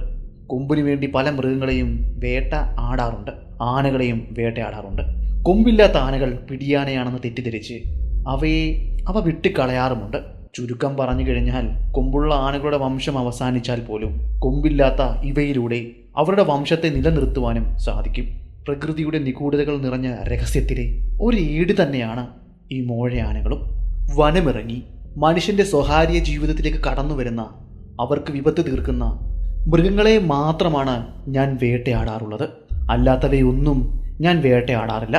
ഞാൻ നിങ്ങൾക്ക് മുന്നിൽ ഇതിനു മുന്നേ പറഞ്ഞ കഥകളിലെല്ലാം അത് വ്യക്തമായി തന്നെ ഞാൻ പറഞ്ഞിട്ടുള്ളതുമാണ്. അന്നു വൈകുന്നേരം ആനയുടെ സാന്നിധ്യം തിരഞ്ഞ് ഗ്രാമത്തിന് സമീപ പ്രദേശത്തൂടെ ഞാൻ നടന്നു. അവർ പറഞ്ഞ വഴിയിലൂടെയും പ്രധാന വഴിയിലൂടെയും എല്ലാം ഞാൻ നടന്നു. എന്നാൽ ആനയുടെ സാന്നിധ്യം എനിക്ക് മനസ്സിലാക്കുവാൻ സാധിച്ചില്ല. അന്നത്തെ ആ ദിവസം ഇരുണ്ട് വെളുത്തതിന് ശേഷം പിറ്റേന്ന് കാലത്തെയും ഞാൻ ഗ്രാമത്തിലെ ഒരുവൻ്റെ സഹായത്തോടെ വനത്തിനുള്ളിലേക്ക് പ്രവേശിച്ചു. അവിടെ വെച്ച് എനിക്ക് ആനയുടെ കാലടയാളങ്ങൾ കാണുവാൻ സാധിച്ചു. ഗ്രാമത്തിൻ്റെ സമീപത്ത് കണ്ട കാലടയാളങ്ങൾക്കും ഈ കാലടയാളത്തിനും സാമ്യതയേറെയുണ്ടെന്ന് ആ ഗ്രാമീണൻ എന്നോട് പറഞ്ഞു. പ്രതി ഇവൻ തന്നെയാണെന്ന് ഞാൻ ഉറപ്പിച്ചു. അങ്ങനെ ഞങ്ങൾ കാലടയാളങ്ങളെ പിന്തുടർന്നുകൊണ്ട് വനത്തിനുള്ളിലേക്ക് യാത്ര തിരിച്ചു. പല സ്ഥലങ്ങളിൽ വെച്ച് ഈ കാലടയാളങ്ങൾ പരസ്പരം ബന്ധിച്ചും ദൂരങ്ങളിലേക്ക് അകന്നും വീണ്ടും ചുറ്റിക്കറങ്ങി ഇവിടേക്ക് വന്ന് ബന്ധിച്ചും പിന്നെ മറ്റ് സ്ഥലങ്ങളിലേക്ക് പോയി അവിടെ നിന്നും കറങ്ങി ഇവിടേക്ക് തന്നെ തിരിച്ചു വന്ന് മറ്റൊരിടത്തേക്ക് പോകുന്നതായും എനിക്ക് അറിയുവാൻ സാധിച്ചു. ചുരുക്കം പറഞ്ഞു കഴിഞ്ഞാൽ ഒരു ലൂപ്പ് പോലെയാണ് എനിക്ക് തോന്നിയത്. ആന തികച്ചും തന്ത്രശാലി തന്നെയാണ്. അവൻ്റെ കാലടയാളങ്ങളെ പിന്തുടർന്ന് അവനരികിലേക്ക് വരാതിരിക്കുവാനുള്ള തന്ത്രം തന്നെയാണ് അവനിവിടെ മെനഞ്ഞിരുന്നത്. അങ്ങനെ അവസാനത്തെ ട്രാക്ക് പിന്തുടർന്നുകൊണ്ട് ദൂരേക്ക് ചെന്നപ്പോഴാണ് അതിവിചിത്രമായ കാര്യങ്ങൾക്ക് ഞങ്ങൾ സാക്ഷ്യം വഹിച്ചത്. ചെറിയ ചതുപ്പ് നിറഞ്ഞ പ്രദേശമായിരുന്നു അത്. അവിടെ നിരവധി കാലടയാളങ്ങൾ വിലകണിയും കുറുകണിയും നീളത്തിലും ചരിഞ്ഞുമെല്ലാം നടന്നുപോയതിൻ്റെ നിരവധി പാടുകൾ. പല സമയങ്ങളിലും പല ദിവസങ്ങൾക്ക് മുന്നേയും നടന്ന പാടുകളും അവയിലുണ്ടായിരുന്നു. ആന ശരിക്കും ഒരു അത്ഭുതമായി തോന്നിയ നിമിഷങ്ങളായിരുന്നു അത്. മനുഷ്യനേക്കാൾ ബുദ്ധിമാൻ ഒരു വേട്ടക്കാരനും അവനെ പിന്തുടർന്നു പോകുവാൻ കഴിയുന്നതിനും അപ്പുറം സങ്കീർണതകൾ ഒളിപ്പിച്ചു വെച്ച ട്രാക്ക് കൂടിയായിരുന്നു അത്. അത് താണ്ടിപ്പോകുവാൻ എനിക്ക് സാധിച്ചില്ല. കുറേ സമയം ഞാൻ അവിടെ ചിലവഴിച്ചു. അതിനുശേഷം അവിടെ നിന്നും മടങ്ങി ഗ്രാമത്തിലേക്ക് വന്നു. തികഞ്ഞ നിരാശയിലായിരുന്നു ഞാൻ ആ സമയം ഉണ്ടായിരുന്നത്. അങ്ങനെ ഉച്ച കഴിഞ്ഞ് ഉച്ചക്കലത്തെ ഭക്ഷണം കഴിച്ചുകൊണ്ട് വീണ്ടും ഞങ്ങളുടെ യാത്ര തുടങ്ങി. ഏകദേശം 2-2:30 കാണും ഞങ്ങൾ വനത്തിലെത്തിയപ്പോൾ. വീണ്ടും പല വഴിയിലൂടെയും ഞങ്ങൾ അവനെ തിരക്കി അലഞ്ഞു നടന്നു. അവനെ കാണുവാൻ ഞങ്ങൾക്ക് സാധിച്ചില്ല. ഏകദേശം 4 മണി കഴിഞ്ഞതോടെ തിരച്ചിലെല്ലാം പൂർണ്ണമായും അവസാനിപ്പിച്ച് വനത്തിൽ നിന്നും ഗ്രാമത്തിലേക്ക് കടന്നു പോകുന്ന ആ പ്രധാന വഴിയിലേക്ക് എത്തുകയും പ്രധാന വഴിയിലൂടെ നടന്ന് ഗ്രാമത്തിലേക്ക് പോകുകയും ചെയ്തു. പ്രത്യേക ഒരു സ്ഥലത്തെത്തിയപ്പോൾ ഗ്രാമത്തിൽ നിന്നും ഏകദേശം 1/2 മൈലുകൾക്കിപ്പുറം ഞങ്ങൾക്ക് വീണ്ടും ആനയുടെ പുതുതായി വീണ ട്രാക്കുകൾ കാണുവാൻ സാധിച്ചു. ആ ട്രാക്ക് നീണ്ടുപോകുന്നത് പ്രധാന പാത മുറിച്ചു കടന്ന് വനമിറങ്ങി താഴ്വരയിലേക്കാണെന്ന് എനിക്ക് മനസ്സിലായി. അതായത് അവിടെ നിന്നും കുറച്ചു ദൂരം മുന്നിലേക്ക് പോകുകയാണെങ്കിൽ ചെറിയൊരു വനഭാഗം കഴിഞ്ഞതിന് ശേഷം അതുവഴി ഒഴുകുന്ന ഒരു നദിയുണ്ട്. ആ നദിയുടെ തീരത്തേക്കായിരിക്കും പോകുന്നതെന്ന കാര്യം ഞങ്ങൾക്ക് മനസ്സിലായി. പതിയെ ആ ട്രാക്ക് പിന്തുടർന്നുകൊണ്ട് ഞങ്ങൾ ആനയുടെ പുറകെ പോകുവാൻ തീരുമാനിച്ചു. എൻ്റെ റൈഫിൾ ഞാൻ റെഡിയാക്കി നിർത്തി. സേഫ്റ്റി ക്യാപ്പുകൾ റിമൂവ് ചെയ്തു. പ്രധാന പാതയിൽ നിന്നും വിട്ട് താഴേക്ക് ഞങ്ങൾ ഇറക്കമിറങ്ങി ആ നദിയുടെ തീരത്തേക്ക് സഞ്ചാരം തുടങ്ങി. അവിടെ നിന്നും ഏകദേശം 1/4 മൈലോളം നേരെ പോയ ആ ട്രാക്ക് കാൽ മൈൽ വെച്ച് ഇടത്തേക്ക് തിരിഞ്ഞ് മറ്റൊരു പാതയിലൂടെ വീണ്ടും താഴേക്ക് പോകുന്നത് ഞങ്ങൾ കണ്ടു. അത് പിന്തുടർന്നുകൊണ്ട് വീണ്ടും ഞങ്ങൾ ഏകദേശം 1/2 മൈലോളം നടന്നു കാണണം. ഞങ്ങൾക്കിപ്പോൾ ദൂരെ നിന്നും ആ നദി കാണുവാൻ സാധിക്കുന്നുണ്ട്. ആ നദിയുടെ തീരത്ത് ഞങ്ങൾ തിരയുന്ന ആന ഉണ്ടായിരുന്നില്ല. അവൻ മറ്റെവിടെയൊക്കെയാണ് പോയിരിക്കുന്നതെന്ന് മനസ്സിലായി. വീണ്ടും ആ ട്രാക്കിനെ പിന്തുടർന്നുകൊണ്ട് ഞങ്ങൾ മുന്നിലേക്ക് നടന്നു. ഞങ്ങൾ ചിന്തിച്ചത് ശരി തന്നെയായിരുന്നു. അത് പൊയ്ക്കൊണ്ടിരിക്കുന്നത് വലത്തോട്ട് തന്നെയാണ്. വലത്തോട്ട് പോയി അത് മറ്റെവിടെയോ വെച്ച് വീണ്ടും മുകളിലേക്ക് കയറുന്നുണ്ട്. അങ്ങനെ ഞങ്ങൾ വീണ്ടും അതിനെ പിന്തുടർന്നുകൊണ്ട് പ്രധാന പാതയിലേക്ക് വന്ന് ചേർന്നു. അവിടെ നിന്നും വീണ്ടും അത് പോയിരിക്കുന്നത് പ്രധാന പാത മുറിച്ചു കടന്ന് വനത്തിനുള്ളിലേക്കാണ്. കാലടയാളങ്ങൾ ഞങ്ങൾ പരിശോധിച്ചു. പുതുതായി വീണവ തന്നെയാണ്. അങ്ങനെ ആ ട്രാക്ക് പിന്തുടർന്നുകൊണ്ട് മരങ്ങൾക്കിടയിലൂടെ കുറ്റിക്കാടുകൾക്കിടയിലൂടെ അവനെ തിരഞ്ഞു നടന്നു. കുറച്ചു ദൂരം മുന്നിലേക്ക് നടന്നപ്പോൾ അവൻ്റെ പിണ്ഡം ഞങ്ങൾക്ക് കാണുവാൻ സാധിച്ചു. ആ പിണ്ഡം പരിശോധിച്ചതിൽ നിന്നും അധിക സമയമായിട്ടില്ല അവൻ ഇതുവഴി കടന്നു പോയതെന്ന കാര്യം മനസ്സിലാക്കുവാൻ എനിക്ക് സാധിച്ചു.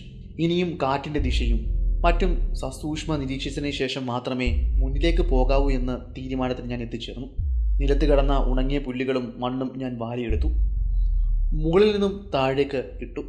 കാറ്റിൻ്റെ ദിശ ഞങ്ങൾക്കിപ്പോൾ അനുകൂലമാണോ എന്ന് ഉറപ്പുവരുത്തി. അതെ, ഞങ്ങൾ സഞ്ചരിക്കുന്നതിൻ്റെ എതിർദിശയിലാണ് കാറ്റ് വീശുന്നത്. ഞങ്ങൾ ആനയെ തിരഞ്ഞ് ട്രാക്ക് പിന്തുടർന്ന് വീണ്ടും മുന്നിലേക്ക് നടന്നു. കുറച്ചു ദൂരം മുന്നിലേക്ക് നടന്നപ്പോൾ അങ്ങ് അകലെ നിന്നും ചുള്ളിക്കമ്പുകൾ വലിച്ചിരിഞ്ഞൊടിയുന്നതിൻ്റെ ശബ്ദം കേൾക്കുവാൻ ഇടയായി. കൃത്യമായി പറഞ്ഞാൽ ഞങ്ങളിൽ നിന്നും ഏകദേശം 1/2 കിലോമീറ്റർ വ്യത്യാസം മാത്രമേ ഉള്ളൂ എന്നും എനിക്കറിയുവാൻ സാധിച്ചു. കൃത്യമായി പറഞ്ഞാൽ 500 മീറ്റർ അകലെ. പിന്നെ ഞങ്ങൾ ഓരോ ചുവടും വെച്ചത് ശ്രദ്ധയോടെ തന്നെയായിരുന്നു. അങ്ങനെ ആനയുടെ പിൻഭാഗം ഞങ്ങൾ കണ്ടു. ആനയും ഞങ്ങളും തമ്മിലുള്ള ദൂരം ഏകദേശം 200 അടിയിൽ അകലെയായിരുന്നു. അങ്ങ് ദൂരെ അവൻ്റെ പിൻഭാഗം കാണുവാൻ സാധിച്ചു. ഇവിടെ നിന്നും ഒരിക്കലും എനിക്ക് അവൻ്റെ നേരെ നിറയൊഴിക്കുവാൻ സാധിക്കുകയില്ല. ഇനിയും മുന്നിലേക്ക് പോകേണ്ടതുണ്ട്. അങ്ങനെ ഞങ്ങൾ ശബ്ദമുണ്ടാക്കാതെ വീണ്ടും കാറ്റിൻ്റെ ദിശ പരിശോധിച്ച് മുന്നിലേക്ക് യാത്ര ചെയ്തു. കുറച്ചുകൂടി മുന്നിലേക്ക് ചെന്നപ്പോൾ ആനയുടെ ചൂര് വല്ലാതെ എനിക്കറിയുവാൻ സാധിച്ചു. അവനിപ്പോൾ ആ മരത്തിൽ നിന്നും ചില്ലകൾ വലിച്ചൊടിച്ചിരിഞ്ഞ് തിന്നുന്നതിൻ്റെ തിരക്കിലാണ്. അവനെ ശല്യം ചെയ്യാതെ കൃത്യമായ ഒരു സ്ഥലത്ത് നിലയുറപ്പിക്കുവാൻ ഞാൻ തീരുമാനിച്ചു. അവൻ്റെ ശ്രദ്ധ കിട്ടാത്ത മറ്റൊരു സ്ഥലത്ത്. എൻ്റെ കൂടെ വന്ന ഗ്രാമീണനെ സുരക്ഷിതമായ ഒരു സ്ഥലത്ത് നിർത്തിയതിന് ശേഷം ഞാൻ വീണ്ടും അവിടെ നിന്ന് മുന്നിലേക്ക് നടന്നു. ആനയും ഞാനും തമ്മിലുള്ള ദൂരം ഏകദേശം 100 അടിയിൽ താഴെയായി. പിന്നീട് അവിടെ നിന്നും ഇഴഞ്ഞും നിരങ്ങിയുമാണ് ഞാൻ മുന്നിലേക്ക് നീങ്ങിയത്. അങ്ങനെ ഞാനും ആനയും തമ്മിലുള്ള ദൂരം വെറും 30 അടിയിൽ താഴെയായി. അതായത് എൻ്റെ സാന്നിധ്യം മനസ്സിലാക്കി കഴിഞ്ഞാൽ നിമിഷങ്ങൾ കൊണ്ട് ആനയ്ക്ക് എൻ്റെ അരികിലേക്ക് കുതിച്ചെത്തുവാൻ സാധിക്കും. അവൻ്റെ ശ്രദ്ധയിൽ പോലും പെടാതെ ഞാൻ അടുത്തുണ്ടായിരുന്ന ഒരു വലിയ വൃക്ഷത്തിലേക്ക് പതിയെ എൻ്റെ റൈഫിൾ തോളിൽ തൂക്കിയിട്ട് വലിഞ്ഞു കയറി. മരത്തിൻ്റെ അത്യാവശ്യം മുകളിലായി വലിപ്പമുള്ള ഒരു കൊമ്പിലേക്ക് കയറിയിരുന്നു. ആനയുടെ നേരെ എൻ്റെ റൈഫിൾ ചൂണ്ടി.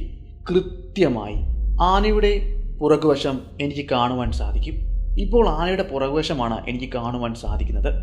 അവൻ്റെ കഴുത്തിൻ്റെയും തലയുടെയും ഇടയിലൂടെ തലച്ചോറിലേക്ക് ഒരു തിര പായിക്കുവാൻ സാധിക്കുമെങ്കിലും അതിൻ്റെ സാധ്യതകൾ വളരെ വിരളമാണ്. ഒരു പക്ഷേ 1 ഇഞ്ച് അങ്ങോട്ടോ ഇങ്ങോട്ടോ മാറിയാൽ ആന ചത്തില്ല എന്നും വരും. അവനവിടെ നിന്ന് രക്ഷപ്പെടുവാൻ സാധ്യതകളേറെയുമാണ്. അതുകൊണ്ട് ആ സാധ്യതകളെ ഞാൻ അകറ്റി നിർത്തി. ഇനിയുള്ളത് ആനയുടെ ചെവിയുടെ പുറകിലേക്ക് നിറയൊഴിക്കുക എന്നതാണ്. അതിന് അവനൊന്ന് വലത്തേക്ക് ചരിയേണ്ടതിൻ്റെ ആവശ്യമുണ്ട്. എങ്കിൽ മാത്രമേ കൃത്യമായി എനിക്ക് ആ ചെവിയുടെ പുറകിലെ മർമ്മത്തിലേക്ക് നിറയൊഴിക്കുവാൻ സാധിക്കുകയുള്ളൂ. അതിനുവേണ്ടി ഞാൻ കാത്തിരുന്നു.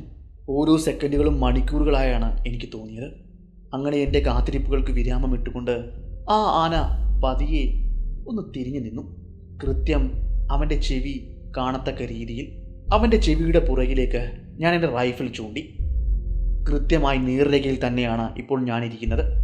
മരക്കൊമ്പും ആനയുടെ ചെവിയും നേർരേഖയിൽ തന്നെ.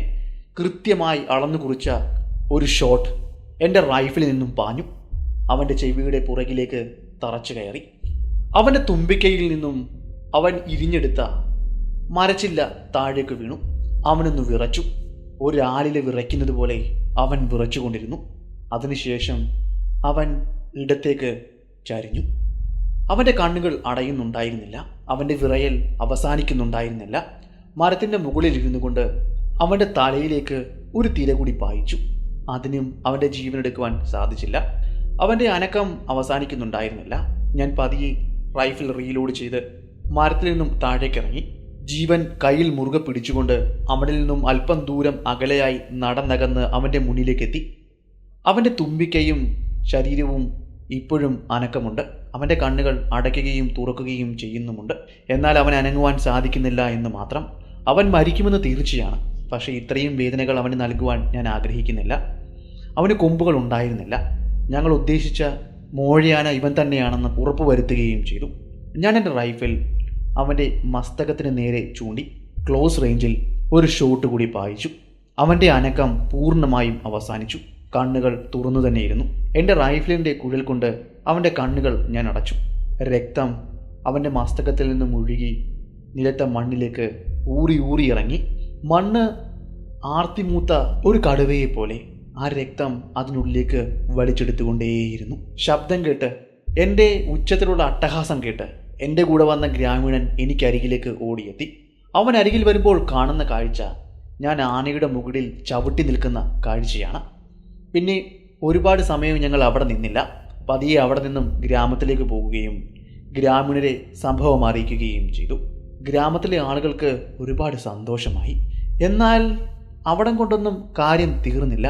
ഗ്രാമത്തലവനെയും ഗ്രാമീണനെയും കൊണ്ട് ഞങ്ങൾ ആനയെ വെടിവെച്ച് കൊന്ന ആ സ്ഥലത്തെത്തിയപ്പോഴാണ് കഥയിൽ വലിയൊരു മാറ്റമുണ്ടായത്. ഞങ്ങൾ വെടിവെച്ച് കൊന്ന ആനയെ അവിടെ കാണുവാനുണ്ടായിരുന്നില്ല. അക്ഷരാർത്ഥത്തിൽ ഞങ്ങൾ ഭയന്നുപോയ നിമിഷങ്ങളായിരുന്നു അത്. എന്നാൽ അവിടെയും ഒരു ചെറിയ ട്വിസ്റ്റുണ്ടായി. ഞാൻ അവിടെ തിരഞ്ഞ സമയത്ത് ഞാൻ ഇരുന്നു എന്ന് കരുതപ്പെടുന്ന ആ മരവും അവിടെ ഉണ്ടായിരുന്നില്ല. അതോടെ ഞങ്ങൾക്ക് പറ്റിയ അമ്മളി മനസ്സിലായി. ഞങ്ങൾ വന്നിരിക്കുന്ന സ്ഥലം മാറിപ്പോയതായിരുന്നു. ആ ഗ്രാമീണന് ചെറുതായി ഒന്ന് വഴി പിശകി. ഒരേപോലെ ഇരിക്കുന്ന വനത്തിൽ ഒരേപോലെയുള്ള സ്ഥലങ്ങൾ നിരവധി ഉണ്ടാകുമല്ലോ.